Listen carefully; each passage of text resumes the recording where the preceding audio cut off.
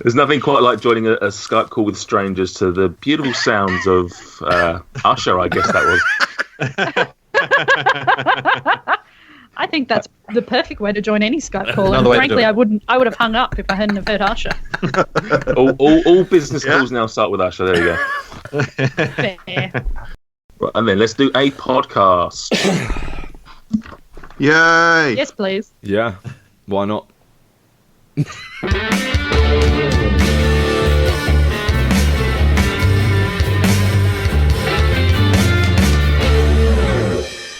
Welcome to episode 38 of FRUK Unwrapped, the podcast that really wants to lick your fingers good.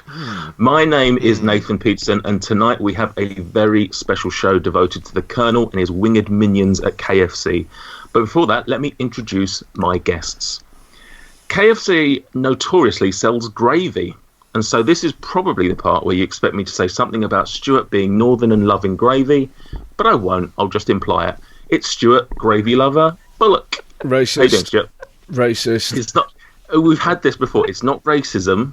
It's not racism. It might be localism or cityism. I don't know. It's definitely bigotry, isn't it? You can put whatever fancy word on it that you want, Nathan, but it's bigotry, and it says more about you than it does about me. Move on. Well, it says you're a gravy lover. Next up, I asked our next host if he was a leg or a breast man. He said he was an arse man. I said I'm talking about chickens. He said I know, it's Michael Jameson. I'd just like to tell our viewers that is a fabricated conversation that never took place. Chickens don't have an anus, do they? Though, famously, they don't. They have the cloaca, which is a multi-purpose orifice. Is that famous? Is that a famous? Yeah, it is. Yeah. Chicken. A fact? Yeah, the cloaca, the multi-purpose orifice. If anything, it's an evolutionary. It's better than what we've got, isn't it? Is it? Well, I mean, I've not tried out. Better than what I've got.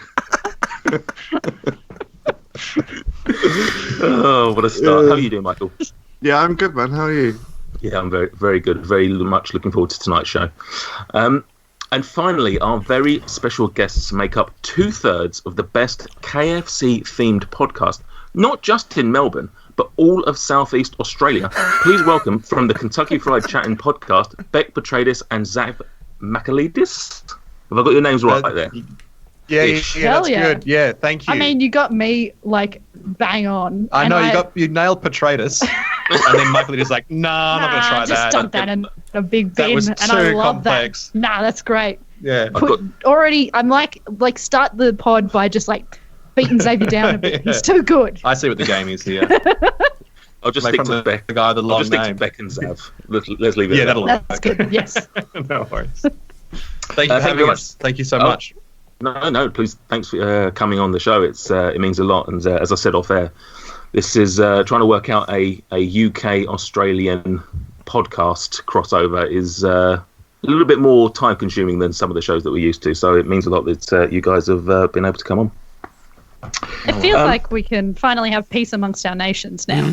Yeah. Like I think we can all stop arguing about cricket. Is that what we argue about? I don't know. It all probably. Yeah. Cricket. Yeah. Let's stop that. Yeah. Many things. I mean, it's notoriously cricket. So for the listeners who maybe don't know much about you or your podcast, tell us a little bit about your background and how you got into podcasting, and ultimately what is Kentucky Fried Chattin. Well, I think it came out because. Can you hear us still? You still hear us? Yep. Oh, yeah. Oh, cool. Okay, right. good. Sorry. It all started.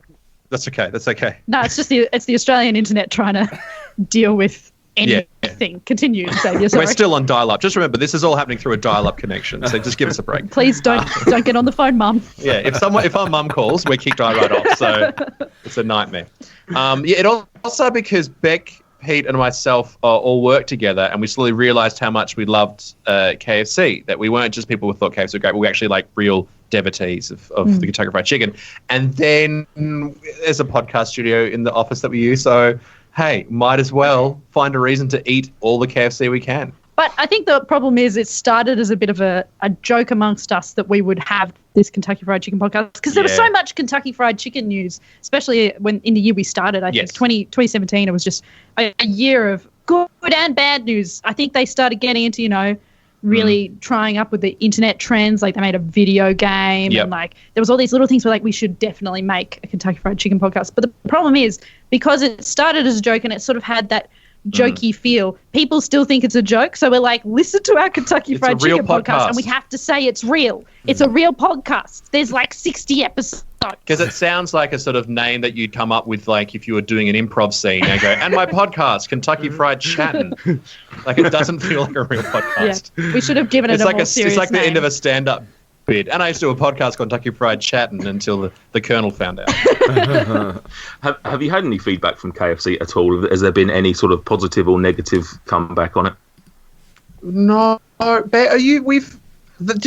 Australia KFC's Twitter account, they had a thing they were aware of us? Yes, they're definitely aware of us. Yeah. And they were involved in like a tweet conversation where someone was like, I ate KFC because of this podcast, and KFC Australia was like, yeah, we hear you. And I'm like, but not in like we hear you and it's great. We hear you as in like we tolerate them doing this because legally they shouldn't. But it seems like, at least through our podcast, and I don't want to tune around home, but I think maybe some changes to the menu have been made by our complaints because it's too much of a coincidence. Yeah. So we've said specific things and specific things have happened. But of course the Australian menu is very different to around the world, which we're excited to venture out. Yeah. So I don't know if And we know that you guys have been without the chicken for such a long time. There were so many shortages that big gap in the UK. Yeah, there was. I don't know how long it lasted, but there was literally months where people were just not being able to get KFC, which is just it's the one thing on their menu that you should be able to guarantee, and they just weren't getting it. It was a crazy news story from 2017, I think, wasn't it? Or was it last year? Yeah. And they're outside their shop going, "We still got chips, guys. We got chips." No one cares. Later on, they moist did a marketing campaign. They did a marketing campaign about how they had to change their chips because no one liked the old ones, and that was after that. Oh no! That's sad. You have to admit, we know they're crap. We've changed them. Please come back. We swear we've changed. That's almost exactly what they said. It was like, They were a good actually, little campaign. but they were actually sharing people's Twitter comments, weren't they? So that like complaining about the chips. Like it was just a weird company. Jeepers. Wow, what a pitch that was by the marketing team.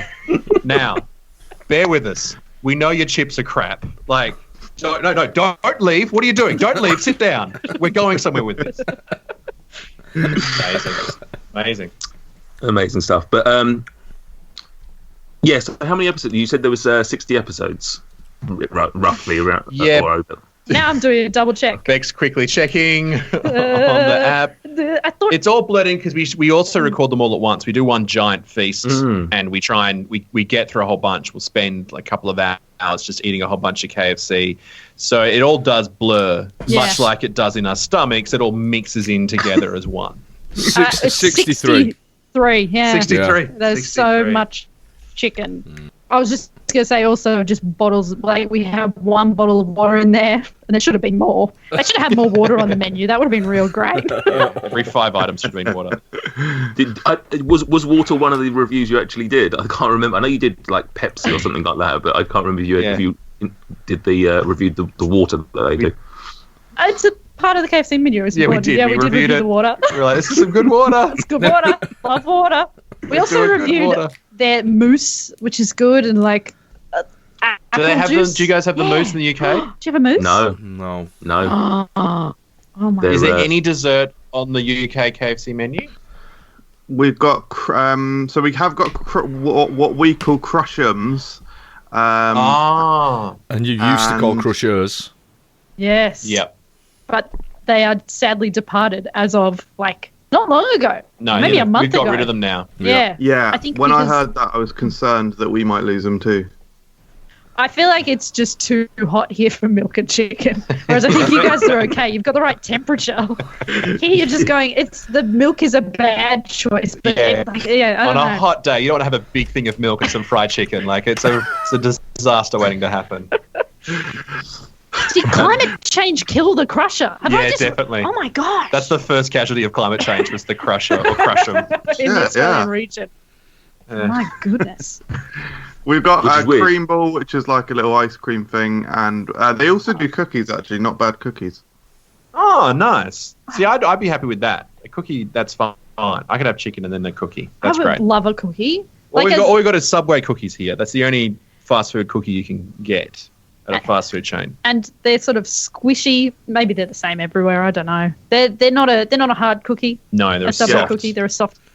Yeah, malleable. You can roll them up. Yeah, snort them. No, don't do that. You can snort a Subway cookie. You can anything. That's true. Enough. You're going to hurt your nose. Talk about a hard marketing campaign. You mentioned there in the recording that you record a batch of them at the same time, and then obviously you release them out as sort of individual per item. And I think I said it in the original message that I sent to Bec that like one of my favorite things about your podcast is that considering that you've done a 2-hour session, which is then broken down into several sort of 10-minute podcasts, is how individual each episode feels. Because like we still refer to jokes that we made a year and a half ago, whereas you guys are sat in the studio and you've gone and knocked out 5 or so episodes and you don't refer back necessarily. Like, there might be 1 or 2 little jokes, but it's amazing how well you've done at sort of keeping each episode like unique. Massive props to that.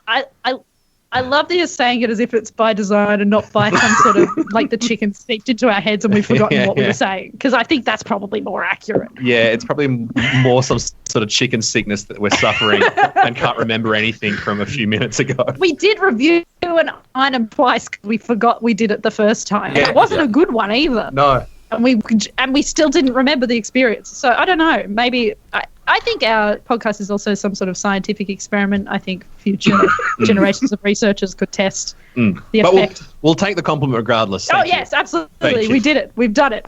They're like individual episodes, like buff. No, I'm retracting it. Oh shit! God damn it. Yeah, I was going to write a review with it and everything, but no, too late now. Now, obviously, you've got to the end of the menu. What's the next step? Have you decided on anything yet, or is there anything you can announce, or are you still in the planning stages? Well, Bec, you can choose if you want to announce, because I'm not sure. We had a chat about it. Well, maybe we'll like soft announce, like a soft launch in terms of maybe this might change. Yeah, is that the same thing to do? Yeah. I think we are going to do a little bit of a turn away from a particular menu, and we might go towards a sort of versus-esque format where we test different, like the same item from different places is currently where we're sitting. Yeah. Because I think it's important that and this is science again. We're very scientific. I forget to mention that. If there's one thing you want to take away from this, we're all about the scientific method and fried chicken. Yeah. So, a couple of doctors on the call. Yeah, definitely. Yes. There's Dr. Xavier. So I think we might do something around, I won't say much else, but there are plans to do this. And that's not to say we won't then also do something else alongside it. But if KFC releases a new item, if something comes back or something, then we'll go back and review it again. 100%. Because we know there are people out there, they need to know what we think of it. So that has to happen. But yeah, that's what we're thinking. We're thinking it could be comparisons head to head. Whopper versus Big Mac. Over here we have the Amoro. Have you heard of the Moro? It's like a Mars bar, but a real rubbish version. Oh, yeah. And we compare those. Yeah, the Moro. That's a beautiful description. Yeah, I feel like this is going to be so interesting because I love you guys, because I'll watch something and go, like there was one thing on your Instagram, there was like a Pink Panther ice cream or something. I'm like, what is this mystical world where these things exist? Whereas here in Australia, we have there's 5 chocolate bars. Yeah. You get to pick one. We've had the M&Ms, we've had regular M&Ms, peanut and crisp. Just recently got caramel, and they're horrible. They're like hard caramel wrapped in M&M. But you, crispy caramel, yes. You've just Crunchy got caramel. aren't the hot cross bun M&Ms in Australia though? Do you know what? I have tried them, but only once, because they'll go like, oh, here's one packet, and then one person will buy it. The one guy who's always there, and then it's gone. They get rid of it. They're all about limited over here. Like, you've got to run. If you see a gold Kit Kat block, you got to get it. There was a chocolate for a while called Caramilk, and it's delicious. It's like this bizarre mixture of like milk and caramel, and it's really great. And we had it for a week, and they got rid of it. Oh, it's the most annoying thing. But also, I think there was plastic in it. There was plastic in it. But ignore that part. No. That was part of that was part of the tapestry. It's part of it. That was part of the texture. The mouthfeel was amazing. Let's be honest. Sorry, we've diverted. Yeah, we diverted. No. I mean, if you've ever listened to the show, diversion is key in this. It's a lovely little podcast. Lovely stuff. Well, like I say, thank you very much for coming on, and hopefully our listeners will go and check you out, because I'm a massive fan of the Kentucky Fried Chattin run. It sounds like a bizarre idea. It sounds like something that arguably shouldn't work, but absolutely, it's the personality of you three guys together, the chemistry and everything. It's a wonderful sort of chaotic world, your podcast, and I'm a massive fan. So hence why I wanted to get you guys on the show. Thank you. Thank you so much. Thank you very much. You're welcome. Now, I don't know if you've listened to any of our shows before, but we often get new guests to answer some random questions. So if you guys can give me each 2 numbers between 1 and 10, and I will give you your questions. So we'll start with Bec. I'll go. Oh, we'll start with Xav then. Because I'm a prick and I just wanted to go first. 4. I'll go 4. I'll go 2. No, I'll save my number. It's a mystery. Xav, number 4. Food from your childhood that you miss. I constantly think about it. There was these chips called Muncheros, and they were a corn chip, but a much smaller and much crispier. And the ad was very racist. Like it was like it was like Native Americans, and it was really rough, but delicious. I'm looking chips. at it. Wow. Yeah, can you say, have you got the ad now? Yeah. There you go. So these are all Australians, probably just Italian Australians pretending to be Native Americans. That's not okay. It's not okay. And this is the 90s. This is like, it was the 60s. Give them a break. This is the 90s. But I think Australia's 90s is the rest of the world's 60s. Yeah. Always remember We're that. catching up. Was the reason you missed the food, the advert, or the actual food itself? I just need to get a bearing on yourself. No, it's definitely the food. It's Xavier misses racism. I miss old Aussie racism. That old school stuff. Times were simpler back then. No, I definitely missed the chip, and I actually only remembered the ad like very unclearly, and then I went and looked back at it recently and went, "Oh no, this is no good." Muncheros. I've seen the advert. I will listen to it later just to see how bad it is, but that's not a good start. Bec, what number would you like from 1 to 10? I'll go with 2. 2. Do you have any weird food quirks, apart from obviously eating 2 hours worth of KFC and recording podcasts about them? To have any weird food quirks? I mean, I do love getting a healthy food, something that would be considered healthy, and then eating far too much of it. That's my favorite thing to do. Get me some like tamari almonds. I'll eat a bag. Like I'll go like, here's like I could have eaten a small packet of enjoyable potato chips, but instead I have selected like, fancy pepita, like pumpkin seeds covered in rock salt, but then I'll eat like too much of it. I don't know if that's a weird food quirk or just I have a problem. I've seen you do that work. Maybe you bought those thin almond, real fancy biscuits, and they all went. They're all gone. I love do you know what I do love? Those things that you'll get in a cafe. Well, let's find out. They'll put like a biscuit on top of your coffee sometimes. Like you'll get like on your takeaway coffee, you'll get a biscotti or something. I will find a bag of those in a fancy supermarket and eat them. They're all gone. They're all gone. And that's not a good way to eat them. You should not eat. Guys, this is just a PSA. Don't eat a bag of biscotti. Don't eat a bag. They're meant to be enjoyed by one at a time, because once you have too much, you become biscotti and you just you don't feel right. Yeah. Anyway, I don't know if that's a good answer, but I think it's an important lesson. No, it certainly gives us more insight into the KFC, the Kentucky Fried Chattin podcast, and why it was born. Xav, your final number, please. I'll go with 9. 9. Would you rather eat in a restaurant on your own or on a table of annoying strangers? Oh, definitely on my own. I am a big fan of eating all by myself. I've for a long time I do stand up and I do a lot of tours by myself, and there's nothing better than just eating and I'll have a great time. I'm laughing to myself like a psychopath. Like I'm having the best time with my own company, ordering things, and then eventually I'll start to try and have a conversation with a waiter, and they're like, "There's no chance I'm talking to you. You've been laughing by yourself." Order a nice. I'll get a whole bottle of wine to myself. It's a great time. Take it back to the hotel and then just start watching TV and going, "Why am I on TV?" That sort of stuff. It's a great time. That's more than I needed to know. Does that answer your question? Yeah, massively so. And Bec, your final question. What number would you like? Okay.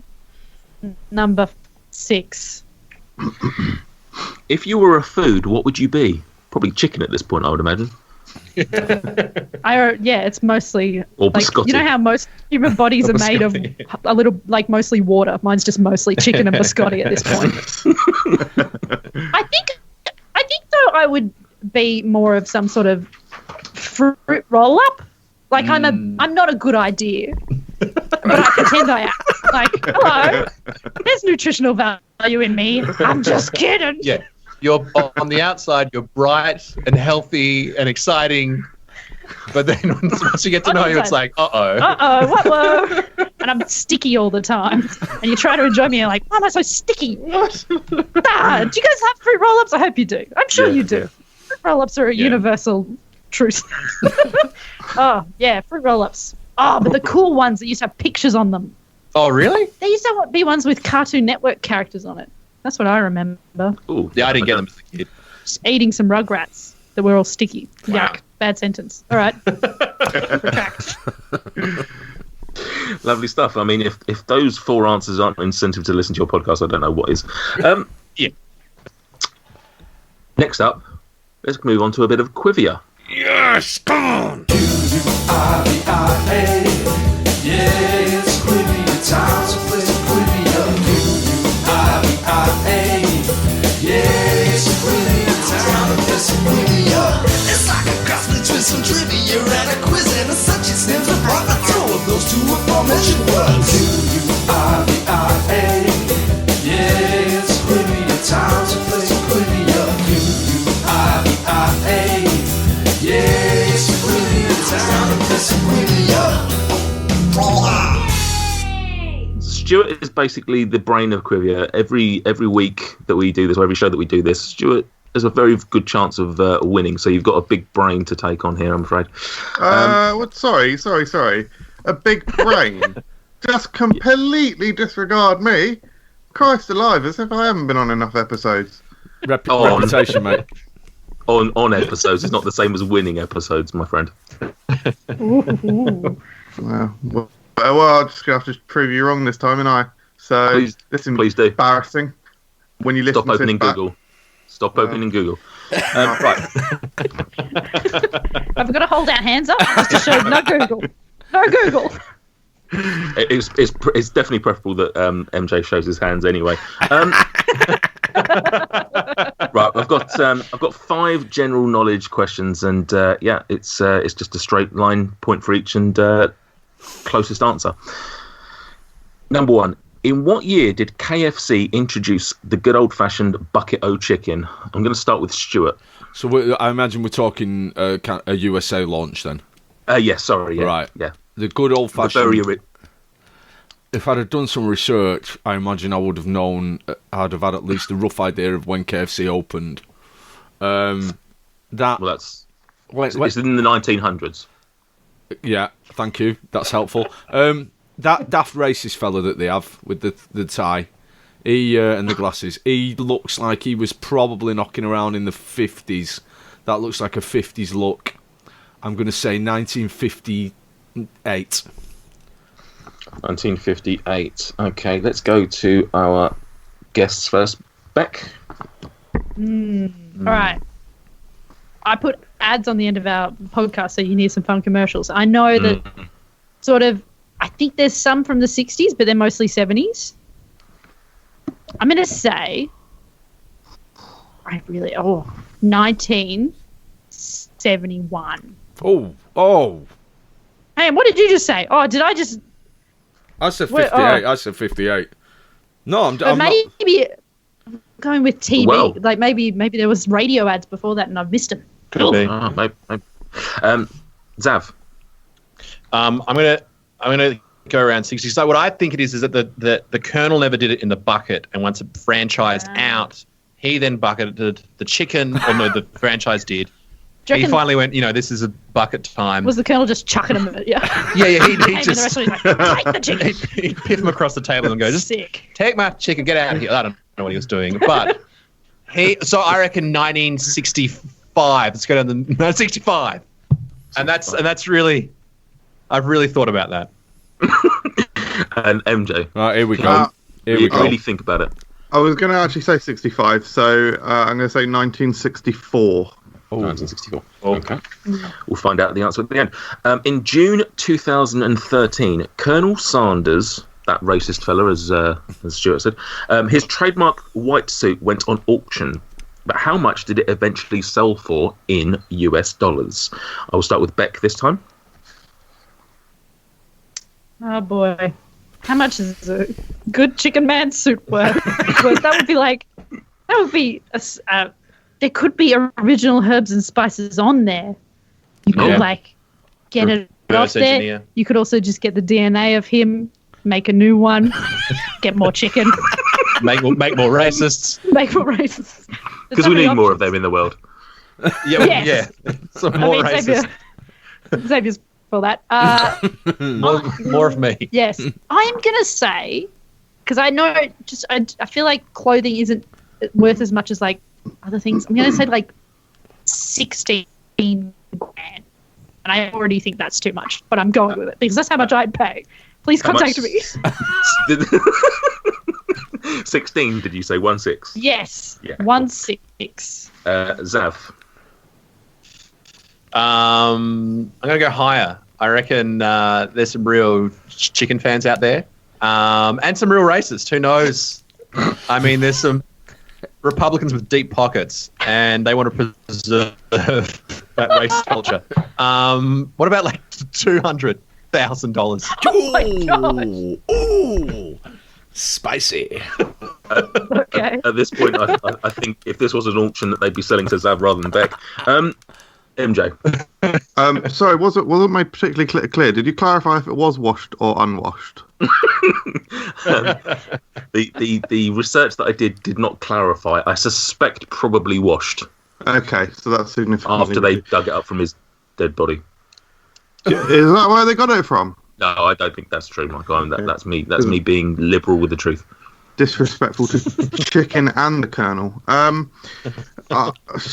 Yeah, I think $32,000 is a very reasonable price for such a slice of history.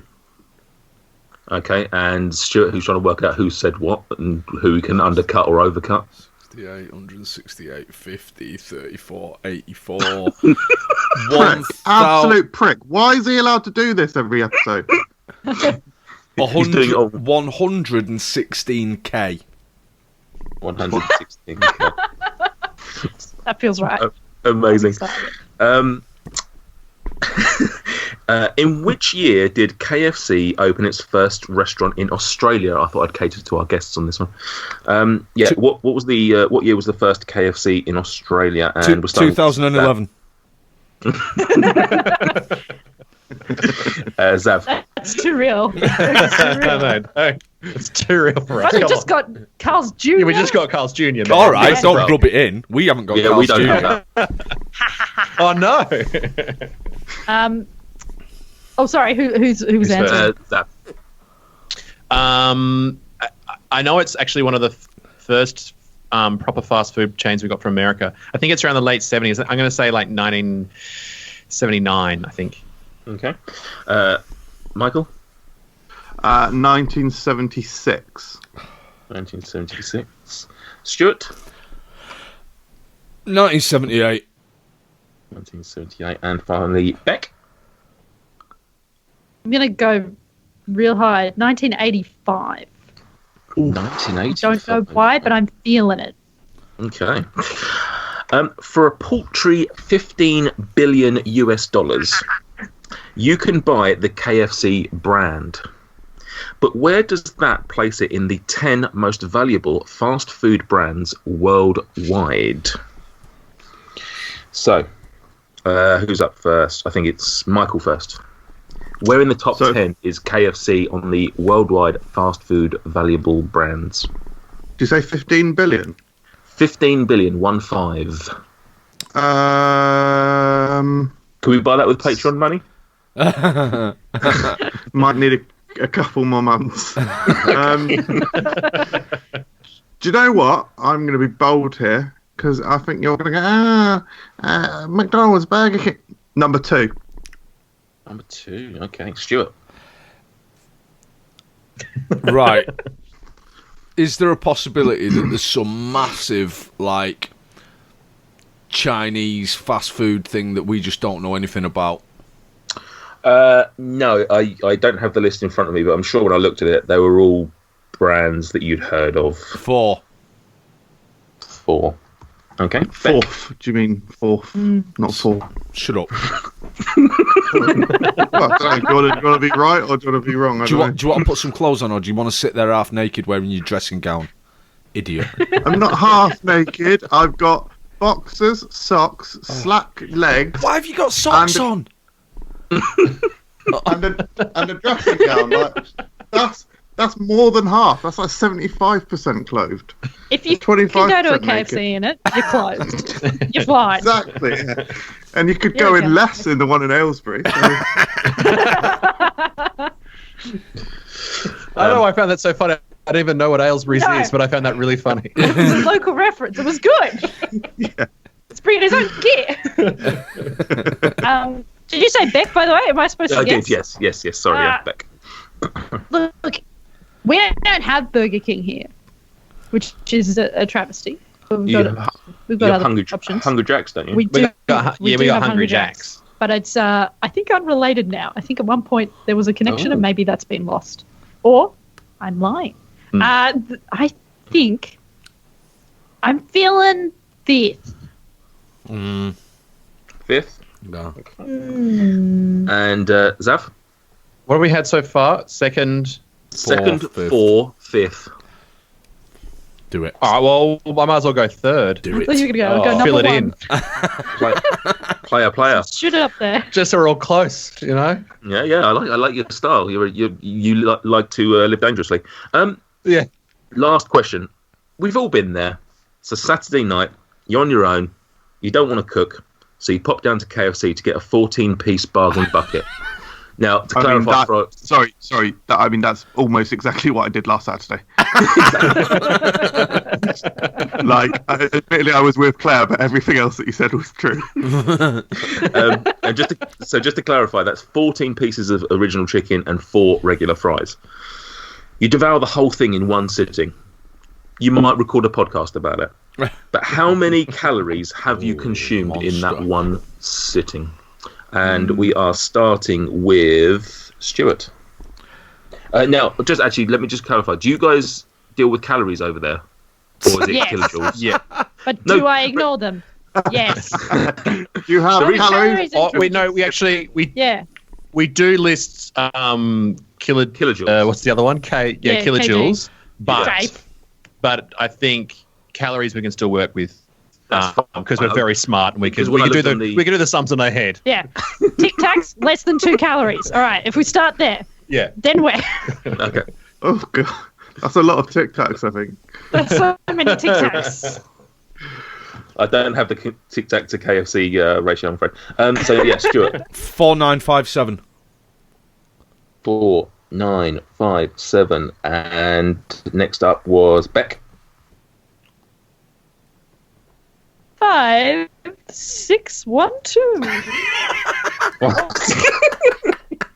almost semi-mocking Stuart's Stuart. Xav. 5, 1, 2, 2. 5, 1, 2, 2. Also very specific, everyone here. And finally, Michael, please give me a round number. 4,898. 4898. I mean, you probably know because you looked on the bucket last week or something. I don't know. I didn't need that shame. Right, let me just double check the answers on all this, and then I'll run through with you. And I think I managed 6, which I was quite impressed with, to be fair. And so Claire did 8. No, we actually had to dispose of a few. Really? We actually didn't complete the meal. Oh, that's a shame. I did feel bad because it didn't strike me as a thing that would be good to microwave. Like, no. I don't think you can really have leftover KFC. Well, there's No. A cold chicken, though. You can have it cold. Have it cold. Didn't Slice it even up. think about that. Yeah, that's not a bad idea, actually. Put it in a salad. Yeah. Put it in a salad. Now you got a healthy meal. Done. Old fried chicken in a salad. And now you've made up for all the food you eat. It's good. I actually like this idea. Is it still in the bin? Can you go and get it? Yeah. Let's turn this podcast to a cooking show. Right. Let's rattle through the questions. So, in what year did KFC introduce the bucket of chicken? The correct answer was 1957. Stuart was a mere 1 year off. Brain of Quivia. Wow. Amazing. The white suit of Colonel Sanders sold for $21,510. Jokes. It was bought by the president of the Japanese KFC wing, pun intended, and he apparently he put it on immediately as soon as he won the auction. He decided to walk around, good, dead man's suit. I mean, you would. Yeah. That's the right thing to do. I would wander around and order people around like I was the colonel. I now have his title. I imagine he looked like him as well physically. So I won that one, did I? No, Bec won that one. She was 5k off. Question 3: in which year did KFC open its first restaurant in Australia? 1968. Oh my goodness! A mere 3 years after the UK, it was opened in Guildford, Sydney. Do you guys know that? Ah. Do you mean Guildford? Sorry. No, Guildford, Sydney. No. And since then, there have been over 600 restaurants open in the country. So the point there goes to Michael, who was 8 years off.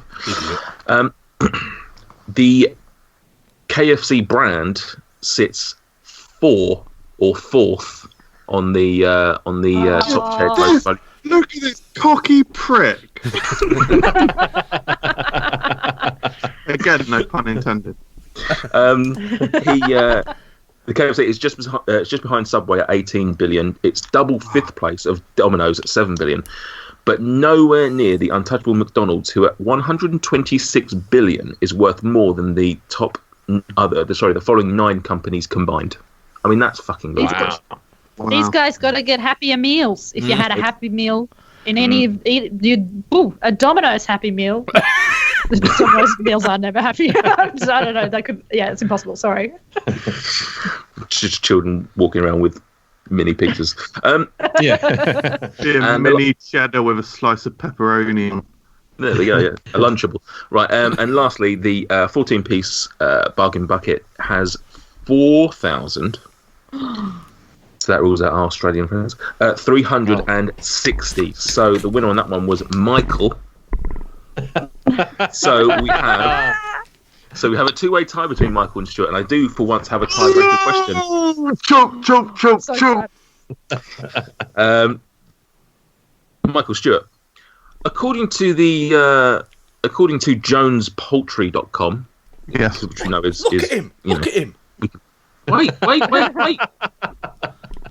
Can we just do the question? According to JonesPoultry.com, how long can a chicken's sperm survive inside a hen? I know this. Oh no, that's a sorry, human sperm. Instant. Oh, how long can a human sperm survive inside a hen? Oh God. Yeah, worrying. Again, thanks for joining us on this podcast, guys. Stuart, then, if you think you might know this, although how long can a chicken's sperm survive inside a hen? Right. No clues. 21 days. 21 days for Stuart. And Michael. 21 days and 1 millisecond. Oh boy. Well, he talked big at the start of it. Michael's walked away with Quivia this week. It's 32 days. So hopefully we've all learned something there. Yeah, we've learned that Michael. Michael's a cheating little prick. Oh, can I tell you how sweet it feels to win with the Stuart Bullock technique? Yeah, I mean, if you guys aren't aware, Stuart is notorious for basically one-upping everyone with just one on top of whatever the answer is. So that's probably the closest loss he's ever had. Yeah. Well done, Michael. Thank you. You get the medal. You're listening to FRUK Unwrapped, the Food Review UK podcast. This is MJ, and if you donate to us on Patreon, I will stop doing this stupid voice. Let's talk about KFC then. Now that we've got all the joviality out of the way, you guys are obviously suggesting that you're big fans of KFC over there. Is that your number one of the sort of high street brands? Then is that your fast food love? I think it is. Yeah, I think it's my go-to. The problem is here that opens often as the other ones. Like we have a lot of 24-hour McDonald's, but we don't have. There's no 24-hour KFC. No. I don't think it's feasible, especially, we have to constantly guard against birds getting into the restaurants. Yes. You'll often see ones have this sort of net over the top of the kitchen. Like it's a nightmare. Wow. It shouldn't be open that long. Yeah. Do the birds want to be Kentucky Fried? I don't know. We don't know. It's a weird, and also then people throw bones and they get caught in this weird little net system. It's a nightmare. And they're real rough places and to go to. There's no playgrounds at KFCs anymore. No, there's no playgrounds. No, and I think it keeps the children away. It keeps the riffraff away. So you get to go in there and enjoy your chicken. It's an adults only affair. KFC in Australia. Yeah, it's 18 plus. Fine dining. 18 plus only. It's fine dining. Oh, it's beautiful. Yeah.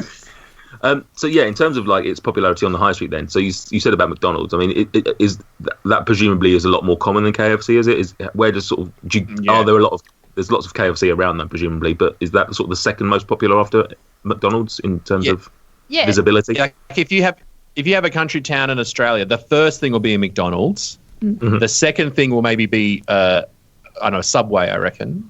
Subway has permeated throughout. Yeah, or a Red Rooster, and then you get a KFC. Like you have to wait a while for a KFC to come along. True. Yeah, but when it comes. Oh my goodness gracious! But it lasts for 32 days.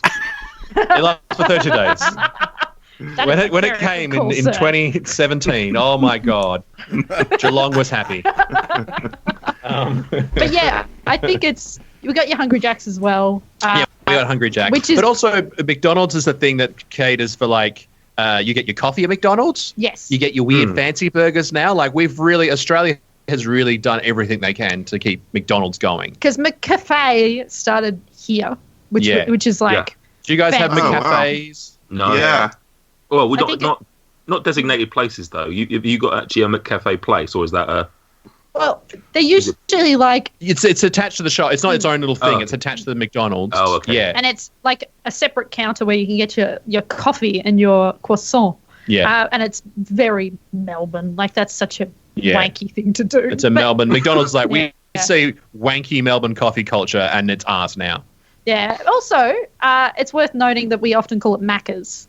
And some of the signs were changed last year. Why were they changed? Yeah, and just say Macca's now. They just say Macca's on it. Everyone calls them Macca's. You do a Macca's wrong. Yeah.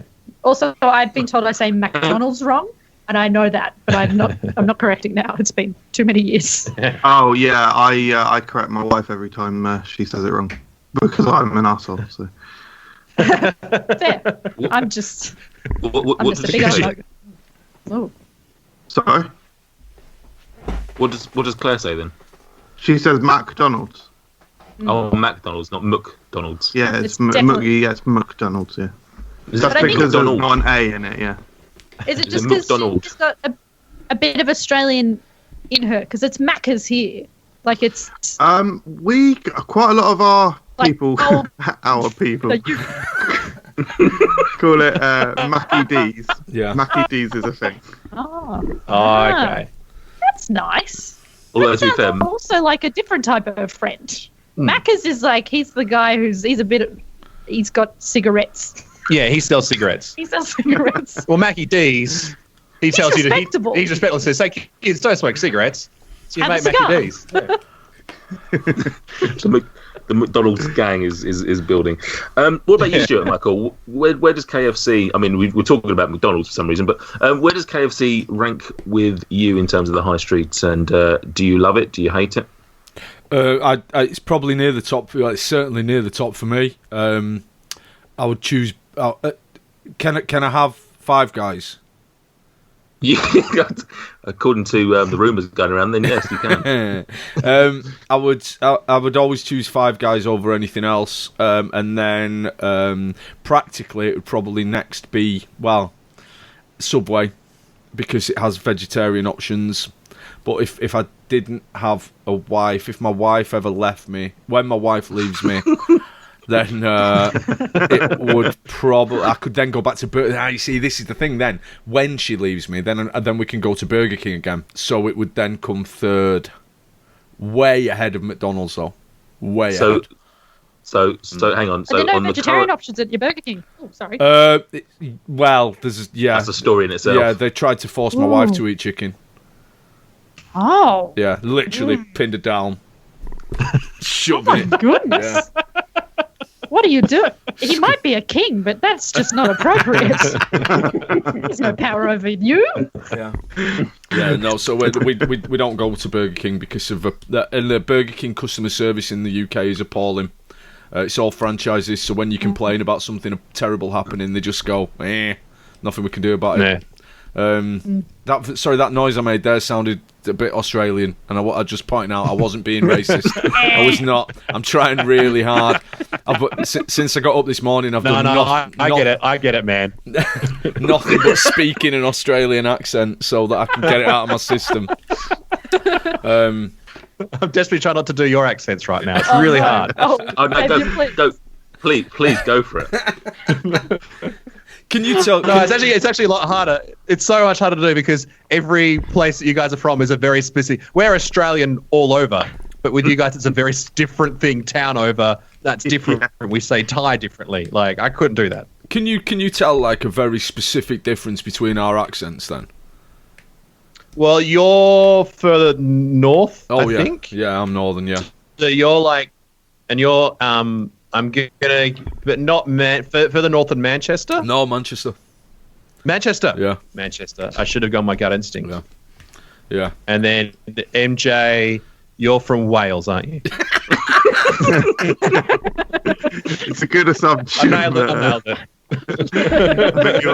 It might have been the sheep shagging that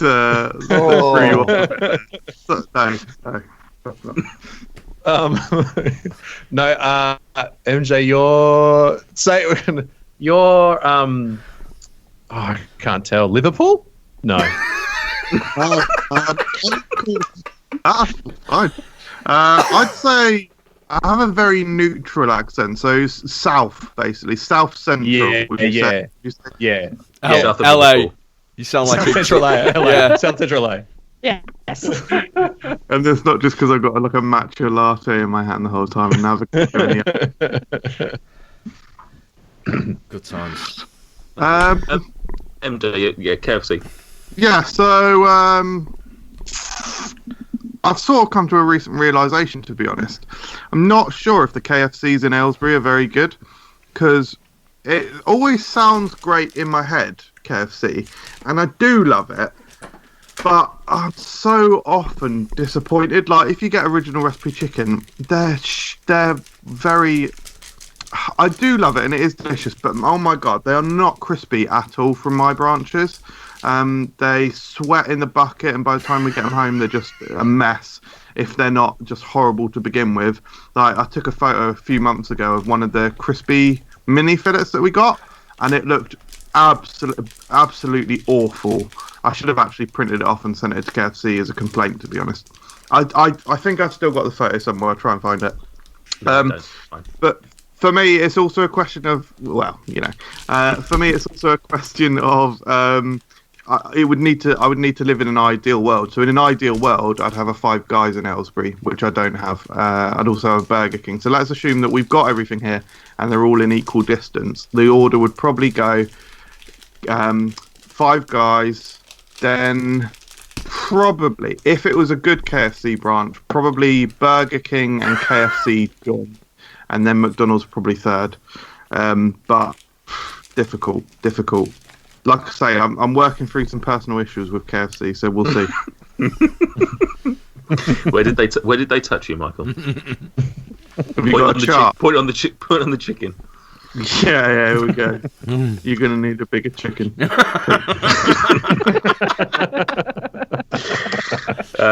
Lovely. Yeah, for me, it's probably bottom of the list, to be honest. I mean, I don't hate it by any means, but I just would. If we are throwing Five Guys, actually, do you guys get Five Guys over there? Is that growing in Australia? No, I'm in the process of Googling it. Yeah, Pete Jones told us about Five Guys. Pete Jones was when he went to the UK just this last year. One with all the shakes?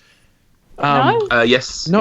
Yes. Lots of good shakes and he told us about it. It was like, man, you got to try it. We got to, we were thinking of even going on a pilgrimage. Which is funny. We go to UK to get Five Guys. We should really go to America because it's American, isn't it? Isn't that originally? Yeah, it is. But come to the UK instead. That's it's much closer. I think. It's closer. I found the photo of the mini fillet. Oh, brilliant! So I will for the listeners, I'll share it on Instagram for the fellow podcast participants. I'm holding it up to the camera. So very sad. You can see. It didn't deserve that. It should have been treated better. But that is the problem with KFC, though. It just depends which teenager is making your food. Yeah. And it's such a roll of the dice. And are they having a good day? Have they just broken up with Steve? Yeah. Maybe they've Oh, just working no, their look anger at... out. Yeah, they're working their anger out. I mean, whoever made that. My wife through some stuff. My wife's caption is, what the fuck is this shit? How dare they? Respect the chicken like you respect yourself. Hell yeah. But yeah, I mean, yeah, it would be bottom of the list for me because Five Guys is number one. If you guys ever get to try it, I presumably you enjoy burgers because that's ultimately all the only thing really that you should and can get from Five Guys. But yeah, that'd be my number one. Probably McDonald's for convenience. Although Burger King, I think, is a nicer bunch of food. And then KFC at the bottom. They're fine. What's your go-to orders then? I'll go with Bec and Xav on this again. What's your go-to order? And also, just an extra question for you guys. Has the podcast changed your mind about any items that you would have now more regularly that you wouldn't have had pre-podcast? So, I think it has changed my mind on some items. But it has not changed my order because I'm too much of a creature of habit. And I don't know, this is going to be interesting because I don't know if the combos are the same. So let's find out. Because I get a 3-piece feed. Are they 2 pieces now? Anyway, I get an extra piece on it.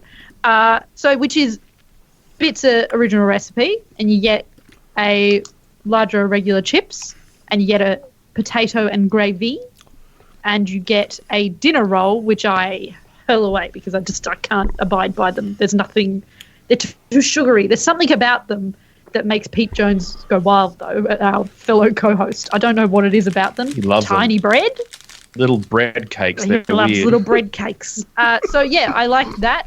There was for a while here a thing called the One Box, which would 100% be my go-to box, but it only appeared for like a month and then it's gone, as is the way of You liked too much. Australia. Yeah, I think I ate too many. So, and they sold out. But it had like every single chicken thing that I liked. Oh. It's like it had these wicked wings, and it had original recipe. It had popcorn chicken. It had a fillet, like just a random fillet out of a burger, like a disc. I love eating a disc.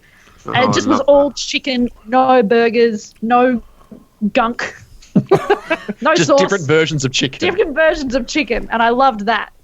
So those, I think those are my go-to orders. But and I also love a Mountain Dew, which I should stop loving because it tastes like youth. Like I feel like young people can drink it, but it's making me feel older.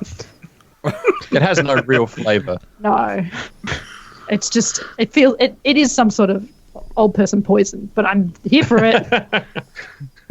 And then honestly, mine would be I was just going to say I'm honestly not sure I've ever had a Mountain Dew as much as they're talked about. I'm sure I've never had one, but sorry, that's weird. Well, we discovered, just a spoiler for our podcast, in one of our episodes, that it kind of tastes like how some lemon clean sprays smell. Yeah. So there we go. There's the idea. If you spray some sort of lemon cleaner on a bench and you sort of whiff it in, you're getting some tones of Mountain Dew. I'll just do that then instead. Yeah, that's okay. Cut out the middleman. Xav, what's your go-to order? I always get a Twister combo, so Twister and a Pepsi and some chips. Love a Twister. And then I get a piece of chicken as well, because I'm going to KFC, I've got to eat some chicken. And I'm the same. Like, I was like, I love the sliders taste really good, or all these other things, and I haven't deviated my order whatsoever. I'm always going for the same thing. Because KFC knows what you want. Yeah. And it's like, get in here, buddy. I don't want to ruin my day by trying something new. No. J. Stuart, what about you guys? Have you got a go-to order? Yeah, obviously I've got some questions that have arisen from Bec and Xav's orders, but I'm assuming there'll be an opportunity to address those shortly, will there, Nathan? Yeah, we have a Q&A session at the end. Thank you. That's what I need to know. Variety meal. So that would be, I don't know whether it's a 2 or a 3-piece.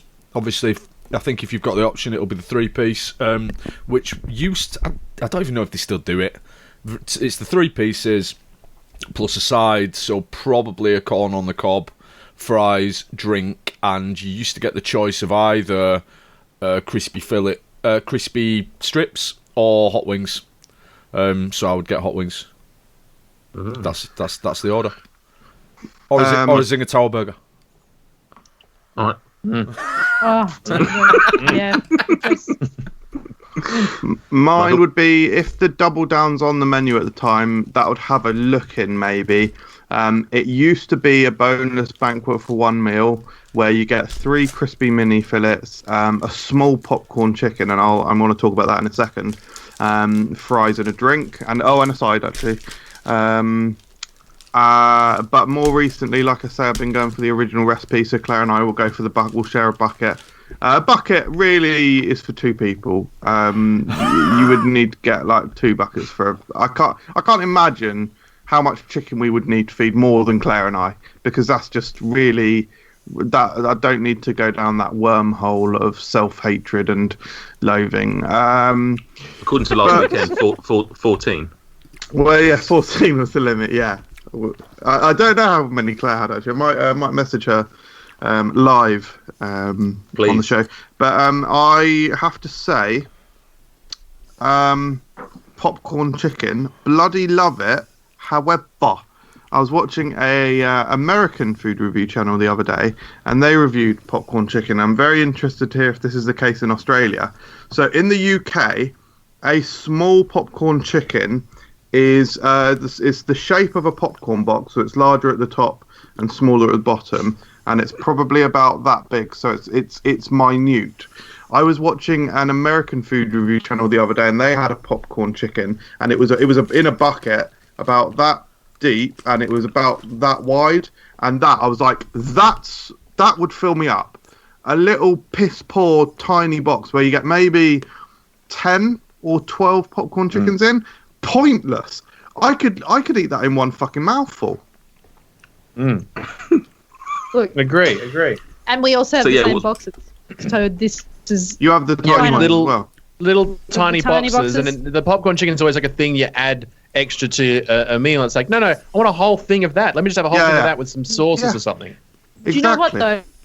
Every so often we do here have buckets of popcorn chicken, but it's so rare. As is everything. I'm starting to realise this whole country is limited edition. Yeah, we're just all limited editions over here because I think just resources are low. Yeah. There's just one guy making chicken here. Yeah, I think I'm going to change up my order. I think I'm going to You did say your 90s, it's your 60s. Yes, yeah, exactly. Yes.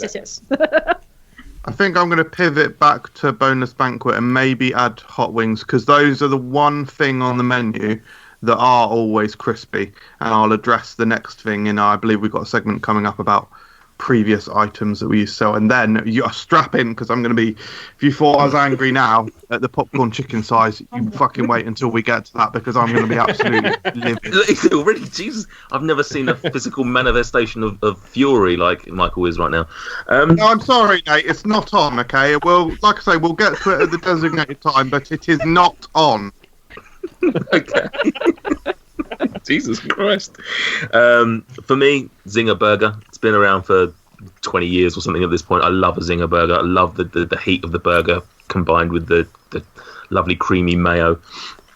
And chips and, a drink, probably a Pepsi or Coke, whatever it is. What did KFC do? Is it Pepsi or Coke? Pepsi. Pepsi, yeah. One of those. In terms of like limited edition ones, which I guess maybe we could come on to later, but the Dirty Louisiana and the Supercharger burgers are both very, very much. Amazing. Yeah. Love both of those. Yep. So on the actual chicken itself, I think everyone here, tends to enjoy their original recipe chicken. Do you have a preferred cut though? Like my wife, for example, has got me into just asking for the breast. I just wanted to say the word breast, to be fair. But do you have a preference over which bits you get in your piece meals? There isn't a breast. Fillet, sorry. I don't know why I said breast. Fillet. In the original recipe? Yeah. There isn't a fillet. Your cuts in original recipe are drumstick, thigh, rib and keel. So it's one of the rib or keel because one of them's got some breast meat on. Right, no, the rib and keel both have breast meat on, but it's cut in a funny way. So the keel is the crown of both breasts, cut straight across the top of the chicken. The rib is the remaining breast meat, but without the prime fat. So if you're probably thinking of the keel. Keel. The keel is I've never heard that word before in my life, I'll be honest. This is incredible knowledge. Well, I love this. Someone here used to work at KFC, didn't they? So. Who's that, mate? Who's been feeding you this intel? Good pun, Michael, yeah. Well done. Hashtags, retweets, likes, comments, follows. This isn't any ordinary social media. This is Food Review UK social media. Come find us at facebook.com/Food Review UK, on Twitter @Food Review UK, and on Instagram @FRUKgram. Oh, and don't forget the main channel, Food Review UK on YouTube. Anyway, so anyone can go. What's your favourite cut? I like to have a good mix. I like a leg, a drumstick, and I don't know whether it's the keel or the rib. I think it must be the rib because I like quite the big chunk of breast it's got on it. No, and I know it hasn't got a lot of. Oh, keel. Yeah. I know it hasn't got a lot of skin on that side, but I do like having nice big chunks of actual chicken to eat through. That's quite nice. Bec, Xav, any preference on your cuts, or you just take it as it comes? Well, that's the thing. In the ordering process, there is a part of my brain that goes, just give me a bunch of drumsticks. But then the other part of my brain is like, don't request something, they'll get angry. So I always I accept whatever I get. Usually it's bad rib bits, and I'm like, well, the skin's good, I'll just peel it off. I love a drumstick, but I'm too with the rib scared. and keel? No, not at all. Keel. I'm so excited to learn this. I can't believe I've done a whole podcast on KFC and I had no idea the different names of those pieces. I mean, we were too busy eating them to Google, to tell you the truth. But I'm definitely going to, because I've never asked for specific pieces, but I'm going to go in and say, can I have a keel, thanks? And then watch a 12-year-old child just confused out of their mind going, what are you talking about? I'm like, no, a keel. You know what it is. Yeah. You're going, are you threatening to kill me?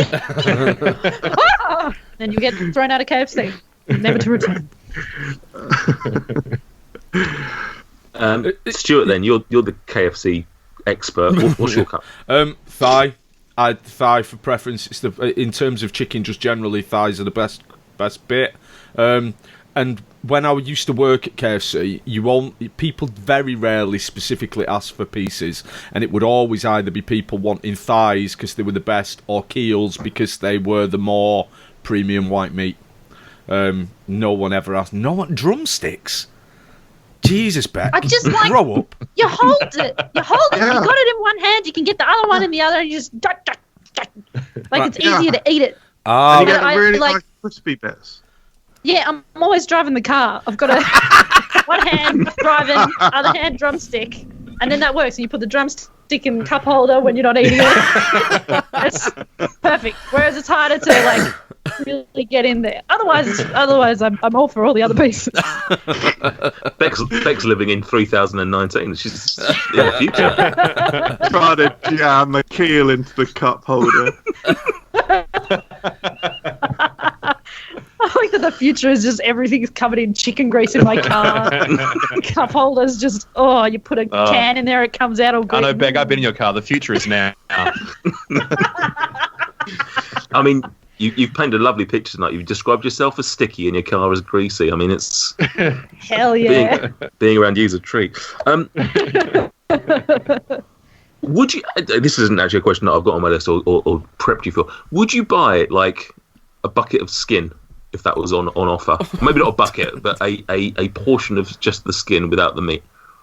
I just saw a while back on KFC UK Island Instagram that this was in the test kitchen, and I was excited by it because I would, if they just gave me if it was that old style, throwing it at me, I'd catch it like a dog. If you give me just chicken skin, yep, yes, sir. That's the end of my response.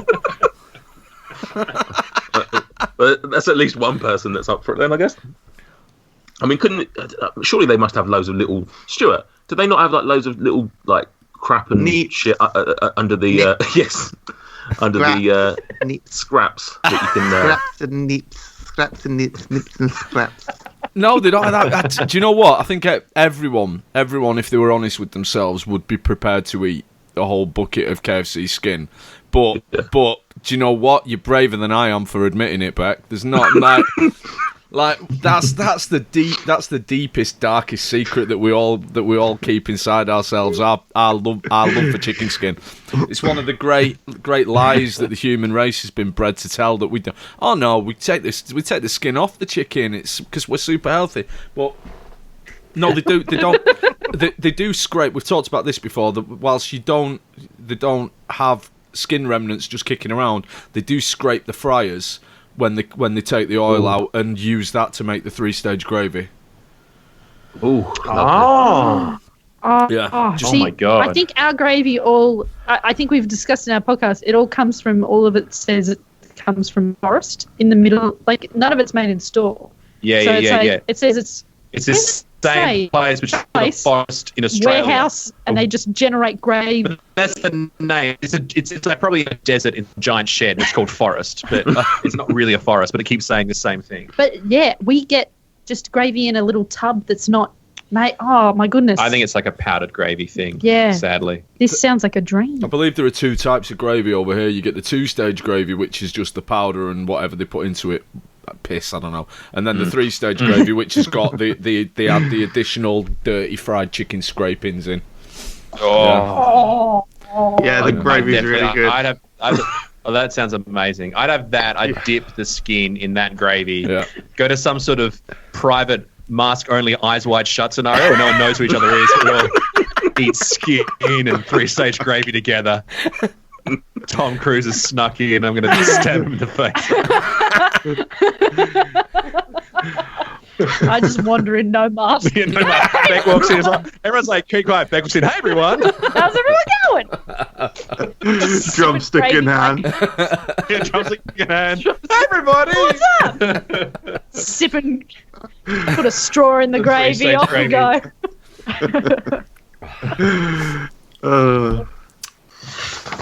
Moving on, away from eyes wide shut, away from the chicken sides, they've sort of briefly been mentioned here. Like how, obviously, we're just talking about the gravy. What are the other sides that we enjoy, if at all? Was it Xav? Was it you or was it Peter that absolutely fucking loves the coleslaw? I love the coleslaw. It was you, yeah. I'm a massive fan of that horrible coleslaw because I like mayonnaise, and it's not coleslaw, it's mostly mayonnaise with a bit of carrot and a bit of cabbage. Yeah. But it's just an excuse for me to eat a tub of mayonnaise, and it's great. Big fan.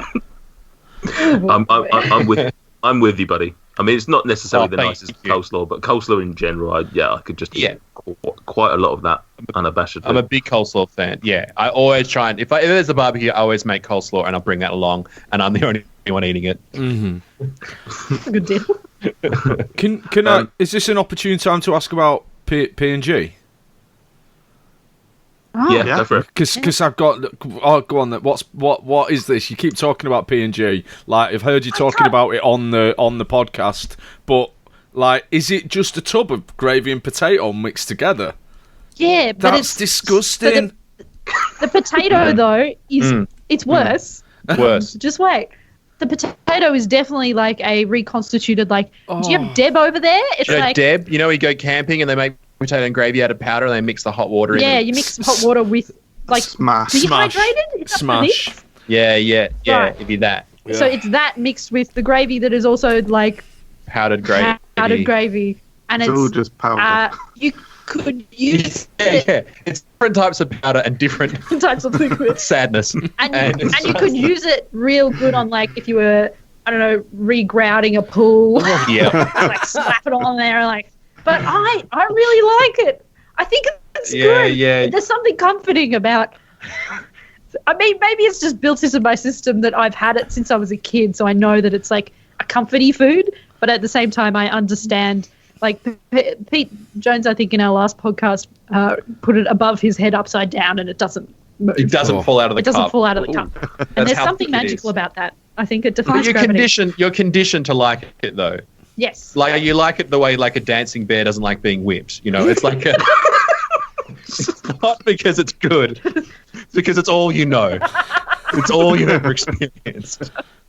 What do you do with it? What do you just eat it with a spoon? I suppose yes.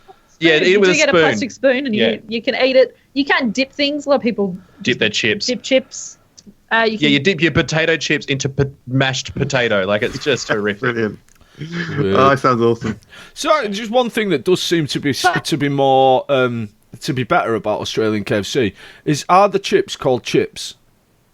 They are, and they are thick chips. They're thick chips. So they're like chips you get at a fish and chip shop. Oh, it's not that thick and not that real potato cut up, but thicker chips, like much thick cut chips. Wow. So it's not like a fries situation. Yeah, they're not fries. No. Whereas you guys have fries, don't you? Yeah. You have fries? Yeah. Well, these I think sort of. Ooh. They've sort of changed recently. There are more chips now, I'd say. We still have to call them fries, don't we? When you order. Is that your issue, Stuart? Is just the naming of the product, not the actual product itself? Pretty much, yeah. I'm that petty and pathetic, yeah. It just seems to me that whereas Australia is I don't know, is it geographically closer to America? How does the world work? I don't know. No, I don't know either. It took a long time. I went there once. Is it equidistant? I don't know. It feels like Australia. They basically talk the same as Americans, don't they? So they should have to call things the American things, and we should get to use our own language. No, that's the best thing. We get to pick and choose. We just decide. This is chips. This is fries. That's how Australia started. We do whatever we want to do. Criminals. They're our chips now. We're a country. People are like, we're going to do it our own way. The world's flat. We're going to worship our own gods. There's plenty of them around. But you guys have corn. And wheat. Corn. We used to have corn. We wish we had corn. Yeah. We don't have corn. Don't have corn anymore. Yeah. Where the corn went? I mean, it was a real food. Maybe that's why they were like, no, get that out of here. It was too healthy. There's nutrition in that. Yeah. Nah. They couldn't make it in a place called Forest in the middle of the desert, so that was out. But also, like, do you guys have dinner rolls? No. Do you have the same sort of deal? Okay. Okay, this is interesting. They're like just tiny sugary buns. And which in the US, I think they call them biscuits. But they're scones. They're like scones. This is confusing. Yeah, I know. They have like scones they put with honey. I'm down. Oh, yeah. I'm down for We've biscuits. been tweeted at about it. It's so interesting. Yeah. Whereas these aren't, I don't think you could call these scones. These are are just not little- a scone. You little could bread not rolls, put jam little and sweet bread cream on rolls. them. No. No, they're rolls. They sound. I remember that review, and they did sound bloody tasty. But I feel like Pete was probably. yeah, he was. Bones he is doing a definitely lot of pushing that work there. I just like the idea of carbs and sugar. Yes, what other sides do you guys have over there then? I'm just You scrolling also- through the website and I love that it goes gravy, dinner roll, chocolate mousse. That's it. The And things that coleslaw. go together. And that's it. And the chips. Coleslaw, and then some dipping sauces. And we have shaker salads, but I don't think you call them a side. They're just a horrible mistake. They're a horrific They're thing. a nightmare. They're a real nightmare. Have you got shaker salads? I feel like you have real salads. We don't have them at all at KFC. They used to though, didn't they? They used It's to have real a bad. full. They used to have a full salad there, but that must have gone some time ago. Don't remember. Well, Do you not? these are Definitely. like, Oh, they're real mate, bad. sorry. Wasn't calling you a liar. No, I think you were calling me a liar on air of all things. Well. The other side, we obviously get barbecue beans as well, which one of my what go-tos. barbecue beans? Magical. Is that like baked beans? Yeah, baked beans, but obviously more barbecuey. Right. It's between them. It's between them and coleslaw, probably my go-to. I do like the corn from time to time. Oh, but, wow. Yeah, I'm corn or gravy. Yeah. never gravy. Not a fan of it. 2-stage or 3-stage. I'm not fussy. Hate both stages. What's 1 stage? Is that just where they give you the powder then? Yeah. Sprinkle it on. Just salt anyway, innit? Just brown salt. That is so true. Give me a gravy salt on a chip. Yeah. Skip the process. Ooh. Don't make it a sad soup. Michael, do you want to rave about your graveyard item then? Right. Listen, all right. Because my relationship with KFC changed forever. Probably, 12 years ago, whenever it was that they made this absolutely ridiculous mistake. So I think it is a product that is in the rest of the world. I'm not certain. But KFC in the UK used to have a product called the Colonel's Crispy Strips. Yep. And they were sort of basically chicken goujons, fairly thin, long strips of chicken in an incredibly crispy coating. And basically the crispy mini fillet replaced it. And as you saw from my earlier photo, you could get one that doesn't have any crisp at all. Much worse product. The Colonel's Crispy Strips also had a delicious flavour. It was a mind-blowing product. In fact, it was probably one of the best fast food items you could get from anywhere. If it still existed, KFC would probably be my number 2 easy choice behind Five Guys. And I could even envision fancying Colonel's Crispy Strips over Five Guys once every so often. It is an absolute travesty that this product is no longer with us, and I genuinely mourn it every day. Yeah, these Zinger strips as well, which were like that but better because they were spicy. Very, very good, very good. And they were they were around when I was working at. So it's 19 years since I worked at KFC, and that was back then that they would do that. They'd kind of just brought them in. They used them to make the twisters. They used them. You got them in the variety meals.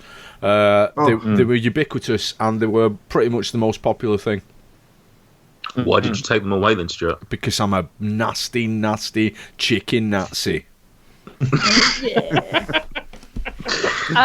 We did have them too, I was going to say, but we also lost them to, I think they're chicken tenders now, and they're not the same. But I think we still have them in the twister.